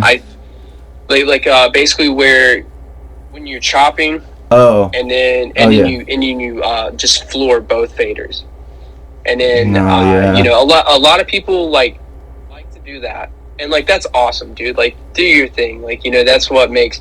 But at least for me, on a sound side of it, is there's a reason that these songs were made, you know, solo, and you definitely can get some really cool sounds and stuff when you're chopping and everything like that. But I feel like a lot of people, when it comes to doubling, will just leave the faders or like the EQ faders or knobs as is, and they'll just floor both the tracks. And to me, it just sounds like a cacophony. You have two tracks that are literally competing with each other. Yeah. Mixing in Q is a thing. Go on. But you know, I definitely don't think that it's something that, you know, it's not like it can't be done. I think it's just sometimes when you're doing doubles and stuff like that, sometimes, like you said, one, mixing in key is a very, very big thing. And two is sometimes you just got to figure out which, like if you are going to do a double, sometimes you need to kind of like figure out which track overpower the other one. And try to make, so if you have track A that's, you know, insane drop, and you have track B, and you're like, all right, I'm going to floor them both, you know, and obviously one of those tracks is going to overtake the other. Doesn't matter how you do it, doesn't matter if they're both at the same volume, there's going to be one that your brain will fixate on. Yeah. And I feel like whichever track is the one that your brain doesn't fixate on is, you know, sometimes like, if you're going to do a double or something like that, maybe like EQ it. If you just EQ it like just like a little bit, like take it, you know, maybe take the high, you know, take your high EQ from like the 12 o'clock to like the 11 o'clock or, exactly. You know, or something like that. Even just a minor little cut back on the frequencies and stuff can really help make it to where it just doesn't sound like you just have two songs that are just fighting each other. Yeah, okay, so no, I agree with that completely. And over the course of like 5 years of DJing full time, 5-6 years, I've gone through a lot of different phases. I've gone the route of, I've never floored both of them, but I definitely like blending tracks and stuff. But if I were to have a hot take in my own right, I'd say one of the things that just really irks me once again is sticking too much into one vibe. It can, when you're out at a club, for me personally, I just have to keep it eclectic. I will go between every single thing in the middle of like say like even an EDM set. I'll throw in something unexpected and just see how the crowd responds, because I know the drop's going to be good. I love throwing in surprises. Like, you've got to let things rest every once in a while, and that is something that comes with time, that you realize just the whole scope of your set and giving the room a second to breathe at moments. And like,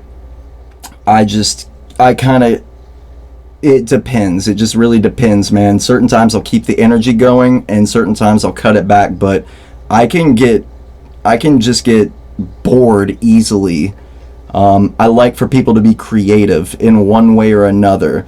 Peel back the layer of the onion for me. One of my favorite things is peeling back the layer of the onion for my listener, where all of a sudden, yeah, I've got like T-Pain, let me buy you a drink, that's like EQ'd, and volumed to a specific part in the mix, I will always have a monitor. I will bring my own monitor every single time.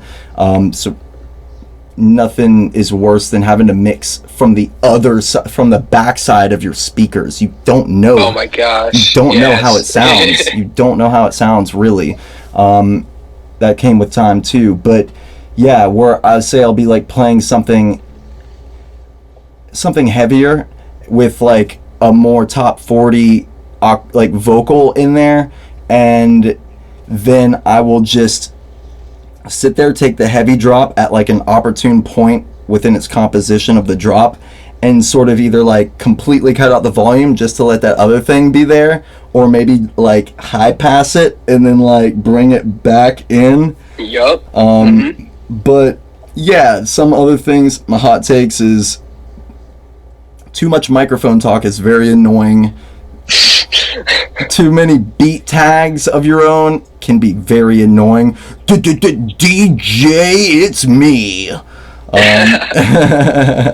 100%. Yeah. Yeah, it's I think and especially like I'm sure you can attest, doing like weddings and corporate events, like mic work is definitely a very underrated skill also. Right. Knowing how to talk to like your crowd, and honestly knowing the kind of energy that your crowd is like on. It's like if you're playing music and you don't hardly have people dancing and stuff, all right, well maybe it's time to switch it up, play something else. Maybe if you got like a tough room that you're trying to like crack their egg, like you got the people that are just like you're trying to crack the egg. Maybe don't hit them with a scream into the mic and how we do, like maybe not. Yeah, like, exactly. Obviously gauge the room, but there's definitely a healthy balance of speaking on the mic versus not speaking on the mic. Like I think somebody that I really like to use as an example. And it was funny, I was talking to one of my buddies yesterday, and we started talking about this, and I was like, come to think of it, like, I guess, like, you're right. Like, 7 Lions, he doesn't use a mic. Literally, like, does not talk on the mic at all during his sets. And I was like, huh. And, I started, like, deep diving and, like, looking up his sets, like, on YouTube or SoundCloud and stuff, and I was like, holy cow, like, he really does not talk on the mic. Like, but, I definitely think that he is very much a person of, he lets the music kind of talk for him. And, it's all up to you as the artist to, really establish, I guess, like, in a sense, like, your brand, like, your sound, like, like, you, sure, if you're absolutely terrified to talk to people on the mic, not gonna knock you for it. It's, it might be a skill you might want to work on, just in those cases that you do need to talk on the mic. But, it's, everybody's got their own spin on it. Some people never talk on the mic. Some people might say one thing on the mic, and you got somebody that's, they're on the mic every drop, every build up. And for anyone listening, if this makes a cut, be sure to drink your water. Just to put a pin in that last idea, if you do decide to get on the microphone, make sure it's audible. I will sometimes completely duck down the volume if need be, because it can be extremely hard to be heard. Like, the intelligibility of your voice through a microphone is something that you have to pay attention to. You gotta line check stuff like that. I personally quit using a microphone and started using my headphones. I don't know if you're aware of that. No, it's funny, bro. I actually just watched a video on that, and it was somebody that they were talking about how they forgot to bring a mic to an event one time, and they were like 2.5 hours away from where they were, or from where they were like from, and basically he was like, yeah, he's like, I just use my headphones. And I was like, wait a minute, like, it's funny because, like, it's like, it's one of those things that I've known, but it was like it was almost kind of like a hidden at the back of the file cabinet kind of knowledge. Yeah. It was like I completely forgot about, and it's funny because I I was like, holy cow, like, and I immediately went and tested it out. I was like, no freaking way, dude, like. So that's really cool though. How does the audio sound like with like my headphones? I'll be honest, my headphones aren't the greatest, and so my audio wasn't crystal clear, but it was definitely it was definitely audible, but compared to like other mics that I have and stuff, obviously not the best, but I've heard that with different headphones, like obviously like better headphones are gonna have like better speakers and everything inside of them. Yeah, well, the way I circumnavigated is that on my controller, so on the NS7 III by Newmark, there's sort of a microphone jack on the front faceplate of the controller, and in that it's a combo jack, so you can put in an XLR or a 1/4 inch, and so I decided to put in a 1/4 inch adapter into a headphone jack, so I can put my headphones directly into that adapter, and it will feed the signal into the output of the controller. But it has 3 knobs that I twist accordingly. You got a gain and a bass and a treble, and so I will often, you kind of got to dip off some of the bass, increase some of the highs, and just do the gain to whatever's appropriate for that moment, and that's how I have been doing it. And I have a microphone and I have extra XLR, but there's just something about that. I just been doing that. That's just my flow lately. So, for all y'all, yes, you can do the headphone trick, but I don't know how it works with all the other controllers, because Pioneer's got a different hardware setup and everything.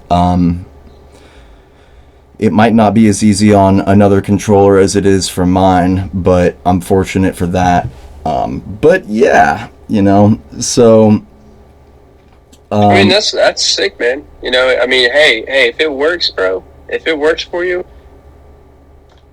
who am I to tell you, who am I to tell you or anyone else that, or anyone else tell you that that's not the right way to do it. And especially because, I mean, I think when it comes to, especially like if you're hey, I'm taking my stuff and I'm setting my stuff up somewhere kind of person, versus if you're going somewhere that already has like a house system and a house like everything, when you're taking your own setup and everything, obviously it's like the less stuff you have to deal with, the better, because that means at the end of the night when you're done, loading out or whatever, it just makes it easier on you. And yeah, that was, shoot, when I worked for the entertainment company, that was a big part of how we just, in a sense, like made ourselves better. Was we just kept trying to utilize our setup, making it easier. Where, when we first started, it was, we would show up and we'd have the facade and then we'd have like, the table and everything, versus like where towards the later part of my employment there was, we had a whole booth that we could just roll in, and it was, all you had to do was plug in, take a basically power cable into the booth, and then all you had to plug in was your XLRs, and everything was right there on the side of the booth for ease of convenience. Yeah. And talk about like setup and breakdown time went from like 2 hours to like an hour, if that. Yeah, integrating that stuff into the booth and cutting down your time.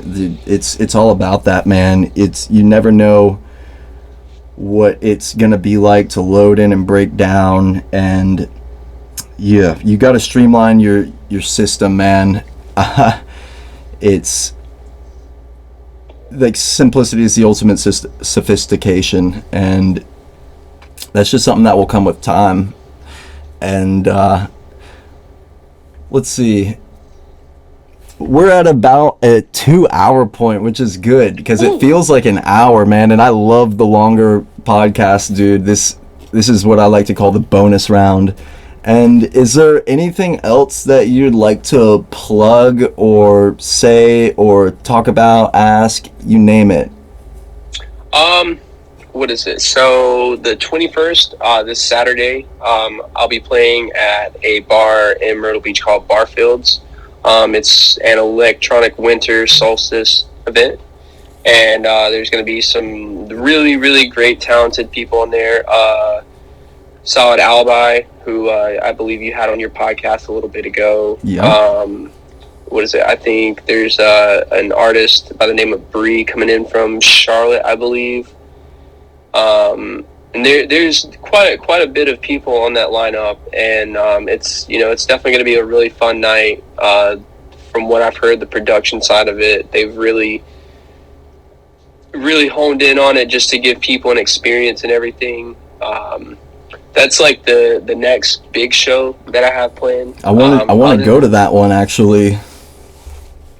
What'd you say? That's the one I wanted to go to. I think I commented on that post or something.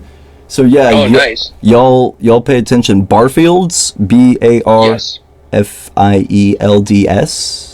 Yes, Barfields Bar and Grill In Myrtle Beach. Yeah, I'm curious because it's obviously like a more bar setting, but I've been seeing they've done like some renovations in there, and they have like a big TV wall now, which is pretty awesome. And yeah, man, I think it's gonna be a really, really fun night. Definitely hearing more about it from people that I wasn't expecting to go, and so I'm really excited for it, man. It's gonna be a really, really fun night with a lot of really, really talented people. You have a bunch of different genres at play there, and so you're really gonna be able to curate your night, really. Do you typically record your live sets? I try to. It just depends. If I'm on CDJs, not so much, just because same. I'm not too familiar with the CDJs enough to like really know it. But if I'm on my own controller, 100%. Yeah. Do you upload your live mixes to mixcloud.com? I do. Yes. I do actually. Good. Plug that link for us.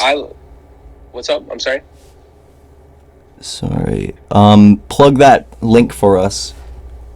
It's just gonna be just PLEYAD Mixcloud on PLEYAD on Mixcloud. Kind of the same format as the SoundCloud. If you go to any of my socials, I have all of my direct links there via SoundCloud, Mixcloud, all that good stuff.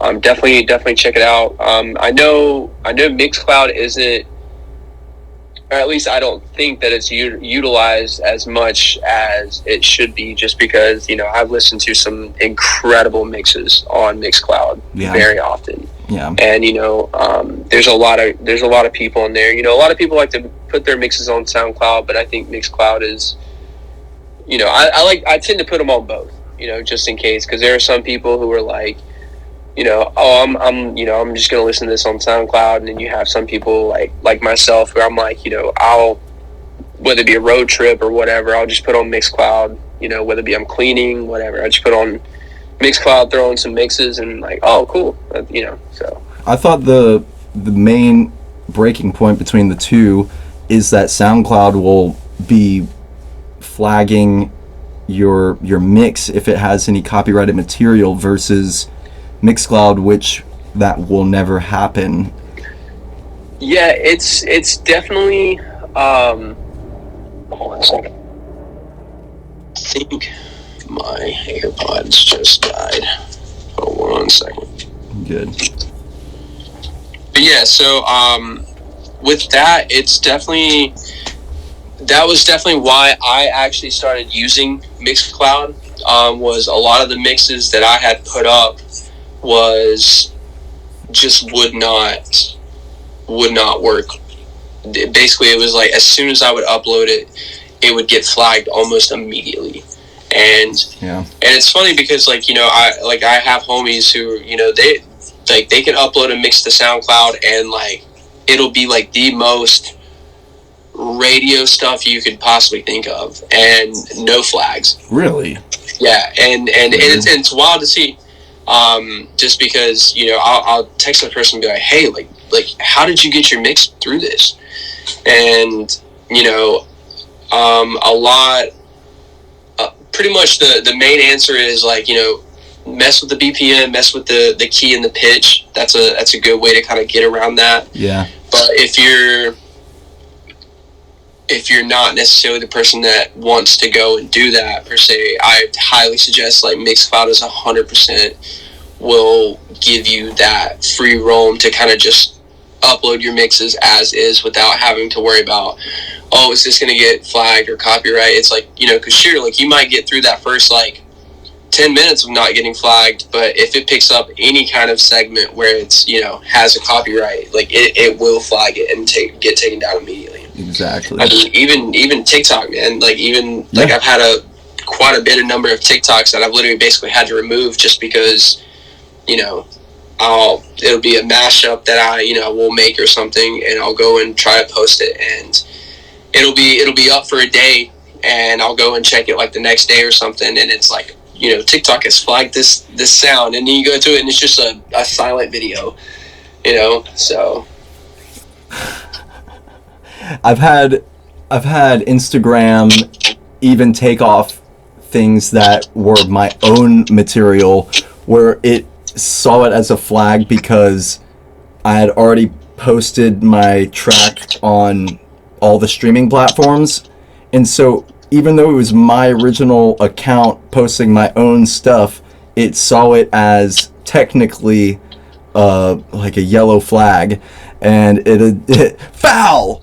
Just it's like a double-edged sword, because it's especially in a situation like that, you're like, hey man, thanks for looking out for me, but also it's yo, this is my sound. Yeah. it can be wonky. So I'll try to leak things before I officially release them for the sake of it not giving me a hassle after the fact, and that's just me learning the hard way. But it's always a work in progress, us having to circumnavigate these things, getting used to the technology, and really utilizing them for the best. These people blowing up. Especially social media, man. That's a tool that is so it is, when obviously it's I'm sure you can attest it, or anyone who's been DJing for longer than 5-10 years, it's granted 10 years ago it wasn't, obviously social media was a tool that you kind of needed, but I feel now it's, you got to be kind of covering all your platforms and everything like that, and it's, if you're not, I'll be honest, I'm not the greatest social media person, and it's not even that I don't want to post content or anything like that. I just tend to be a private person. Right. I'm not a person that I don't like to be on my phone super a whole lot. And no, me too. 9 times out of 10, my phone will sit across the room from me, and while I'm doing stuff. But I think that it's a very crucial thing to have, is being able to get on the algorithm side. And because once you do get on the I guess the good side of the algorithm, you're only going to watch your growth just continue to go up, because you can obviously pay for the ads and everything like that, but also if you're on the good side of the algorithm, those people are going to see those ads regardless, or not those ads, but those people are going to see your posts regardless. True. Of whether it's a paid ad or or not. So that's a good point. Well, dang, dude, I agree with that wholeheartedly, man. It's for people like us that aren't. I don't know. I feel like we've been through more social media phases, so it just becomes like blasé by the time like we're having to. I'm like, oh, I gotta upload Instagram, Facebook, TikTok, YouTube, like Twitter, whatever. It just gets to a completely different side of this occupation that is not as in.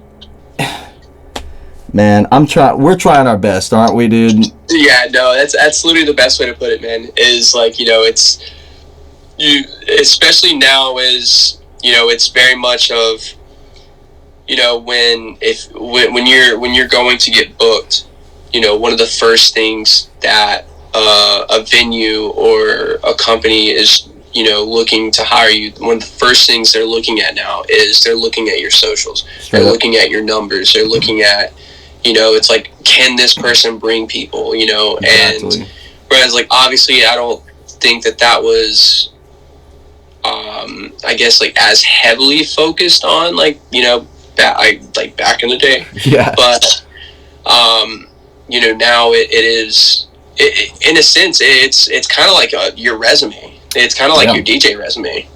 Basically, though. It's like you can say that you've opened for these people and everything like that, but 9 times out of 10, like, people want to see, like, your brand, and the best way to represent your brand without having you in person is through socials. Yeah, these people, we got to understand, and it's just so easy to be discouraged by the people that are out here fluffing their numbers. Like, we know that's a thing. I look at somebody that I know and I'm like, you don't have 15,000 followers. Like, it's you're fluffing that, and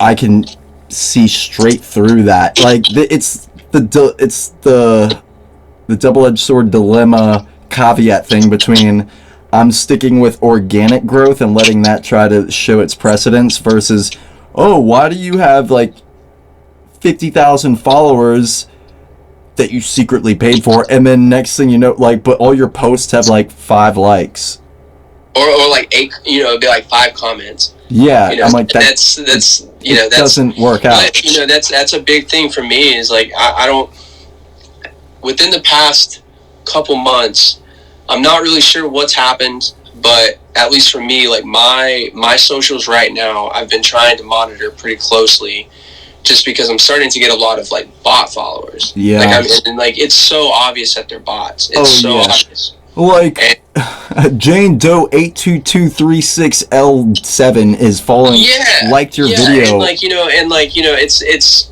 a lot of times.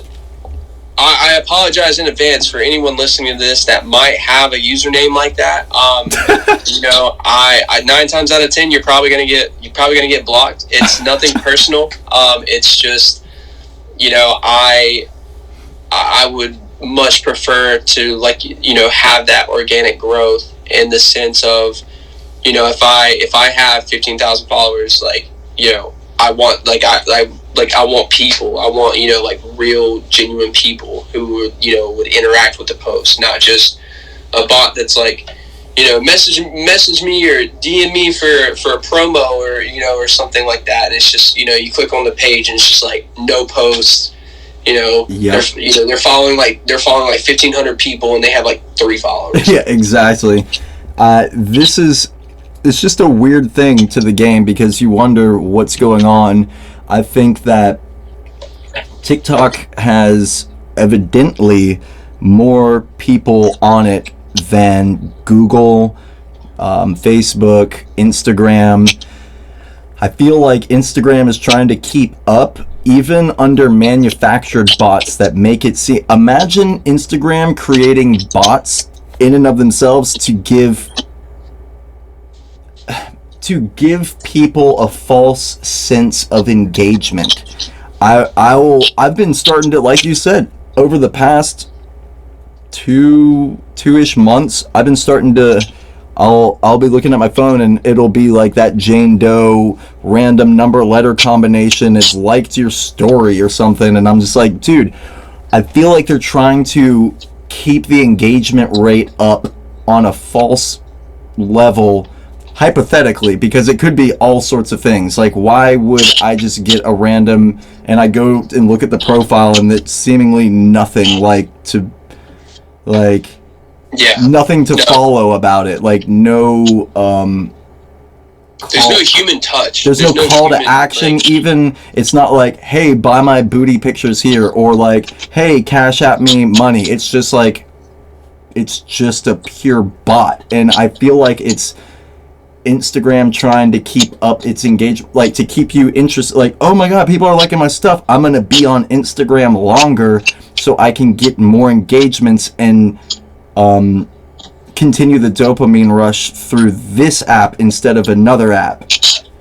You know, it's funny. I've never even thought about it like that. But that honestly, that makes a whole lot of sense. It really makes a lot of sense, because you know, I think TikTok is hands down dominating the social media game right now. Yeah, like it's true. Like there's just something about like going on TikTok and then just scrolling, dude. Like, you know, and it's like those algorithms. I can't even hold, man. Those algorithms got me.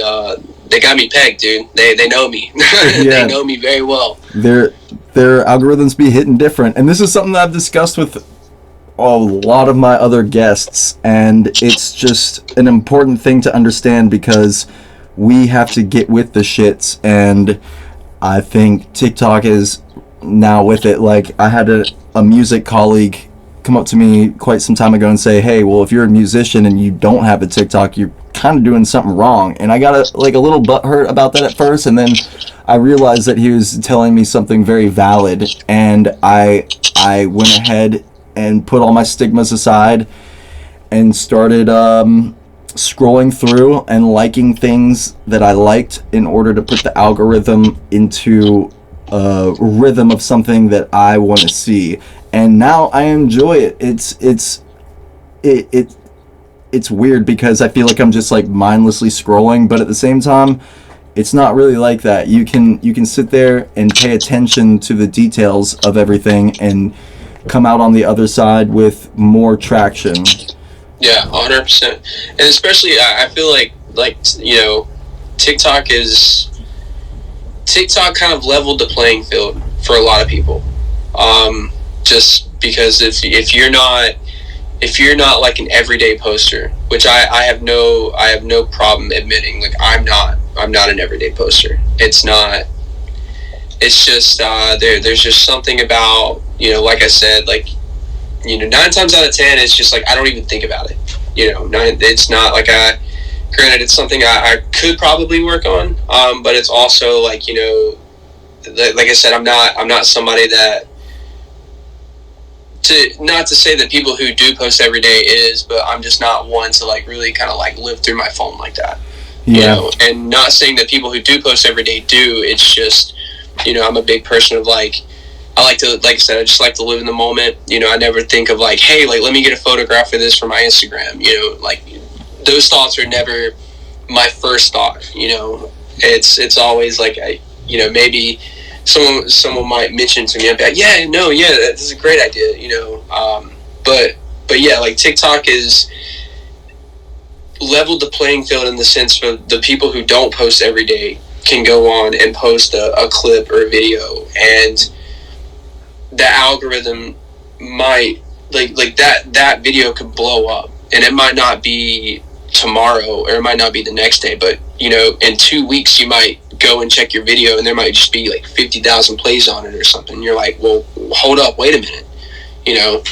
Exactly. And because I mean, I've had, I have a really close homie who he got like 450,000 likes on literally just like a simple mashup. Oh wow. And it was, you know, it's funny because like I remember him sending me the original clip. Like he sent it to me before it was just like a video he recorded on his phone that he sent to me, and I was like, dude, like that's incredible, man. And I was like, bro, I was like post that on your TikTok, dude. And like he posted it, and I think it was like 3 weeks went by, and that was when he was like, dude, he's like, I went from like, he was like, my video's been up. He's like, I had 10,000 plays last night, and he was like, but look at it now, and it's literally is, you know, and I'm like, bro, what, like, you know, viral. You know, obviously it's like, you know, I mean, I would consider that viral, but also, you know, not, I guess, like a top tier viral, you know, like a...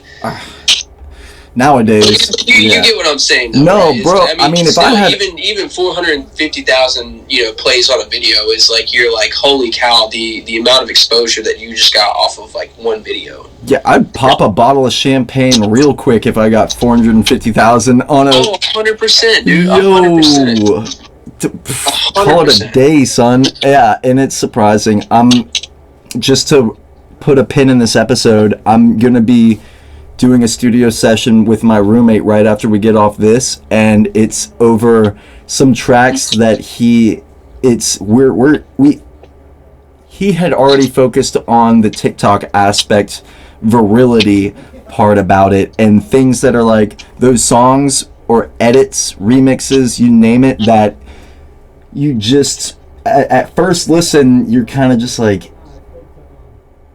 well, I don't know if I would really listen to this. And then you start to peel back a layer or two, and you're just like, oh, no, wait, I kind of see where you're going with this. And like, just for somebody that's scrolling through and that soundbite comes up, and it's just, sometimes you got to roll the dice. 100%, dude. 100%. That's, I mean, honestly, that's really all this industry is, man, is, you know, you just, you know, take it, whether it be you're releasing a song, take it be where you know, you're releasing a mix, you know, you're putting a post up, whatever. It's like, you know, it's the consistency is where you tend to find your success. Is, you're right. You know, if you make a track, it's like, okay, like, you know, I really like that track. I'm gonna one up myself on this next track, and you one up yourself on the next one, and that's all ultimately like you're making yourself better just by showing up and doing the thing, you know, just showing up and just doing it. Yeah, I posted my first video meme on TikTok, or just my first video meme I think ever, and I put it on my TikTok and I also put it on my Instagram, and it gained way more traction on TikTok than it did Instagram, even though I treated them both the same in like the hashtag department, and it really spoke to me.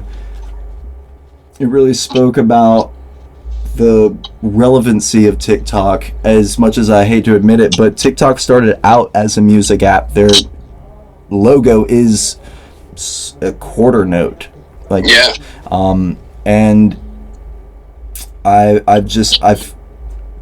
had to adapt and evolve. Like, that one's got more plays than any other video on my TikTok by more than 2. And as much as I hate it, I love it, and I knew it. I was just like, dude, I'm gonna post like something that has to do with live music engineers from this movie I was watching. It's a random Tom Cruise movie called Risky Business out of the 80s. Oh my god. Holy cow. And I haven't seen that movie in ages. Yeah, I watched it not too long ago, and I was just sort of like, the fuck? That's so funny. Holy cow. That's a whoo. I saw this one moment, and I just had to rewind it and just put the cell phone camera on it, and then think about a decent way to insert text over top of it. I'm just like, what should I put on top of this? Okay, and then just didn't even think too hard about it, and now that's sort of giving me some motivation on just to keep the consistency up and to keep the variety going, you know. 100%. Memes are just one of those things that people really love to share these days, and they're funny, they're cool. And especially that's a great way to kind of captivate someone, you know, is memes have come a long way. Memes have come a long way, and it's great to see. Like, as I say, I tell my girlfriend all the time, I'm like, nothing is safe. Nothing is safe. Nothing is safe. Nothing is sacred. Like, you just see the most ridiculous memes for the most ridiculous things, and you know, it's funny because, you know, like I was telling her, I'm like, you never really know what a meme is. Like, it's funny because when you see it, like, you see it, like, you know it, like, you know, like, it could be like a popular show or something, and you see a moment, and you're like, that's gonna be a meme. That's 100% gonna be a meme. You already know it ahead of time. Yeah. And yeah, dude. So I'm gonna have to wrap this up now. My next session is now in time. So, dude, I can't thank you again. This is one of the best conversations I've had to date, dude. And well, dude, like, thanks for having me, man. I really appreciate it. I know I didn't say it at the beginning, but I'm super appreciative. I'm very humbled, and you know, I'm very thankful and grateful for the opportunity to get to chat with you, man. It's really awesome. Yeah, no, I'm glad that we finally got to have this bonding point, man. It can be so just when you're at a show and we're meeting each other and talking, and it's so hard when all these other people are around to just really boil down and talk about some nitty-gritty stuff. 100%. Yeah, so this is proving to be a really great opportunity to get to know my constituents so much better, man. Like, I can walk away from this now knowing your actual first name and stuff. Like, you know what I mean? It's like that. And I'm Philip. You're Aaron. He's PLEYAD. I'm Double Crown. This is The Pursuit of Sound with Double Crown, episode 26. 26. Let's go. Baby's growing up. Well, I look forward to talking to you sooner than later and sharing another lineup with you sooner than later. Yes, sir. Yes, sir, man. I'm about to say, I hope to be back down to Charleston soon. So we'll hopefully see you soon, man. And likewise up to Myrtle, baby. Let's go, Brody. Hey, well, peace and blessings to you, my man. Thank you again so much. I really appreciate it. And I wish you well. And to all the listeners out there, guys, be sure to deep dive this podcast. I was deep diving the other day. There's some really, really great content, great just knowledge from all kinds of artists and everything. So just be sure you check out the whole series, man, because it's really dope. That means a lot to hear. Thank you so much, dude. Straight up. All right, well, we'll talk soon. Have the best night. Take it easy, man. Peace. You too. Peace.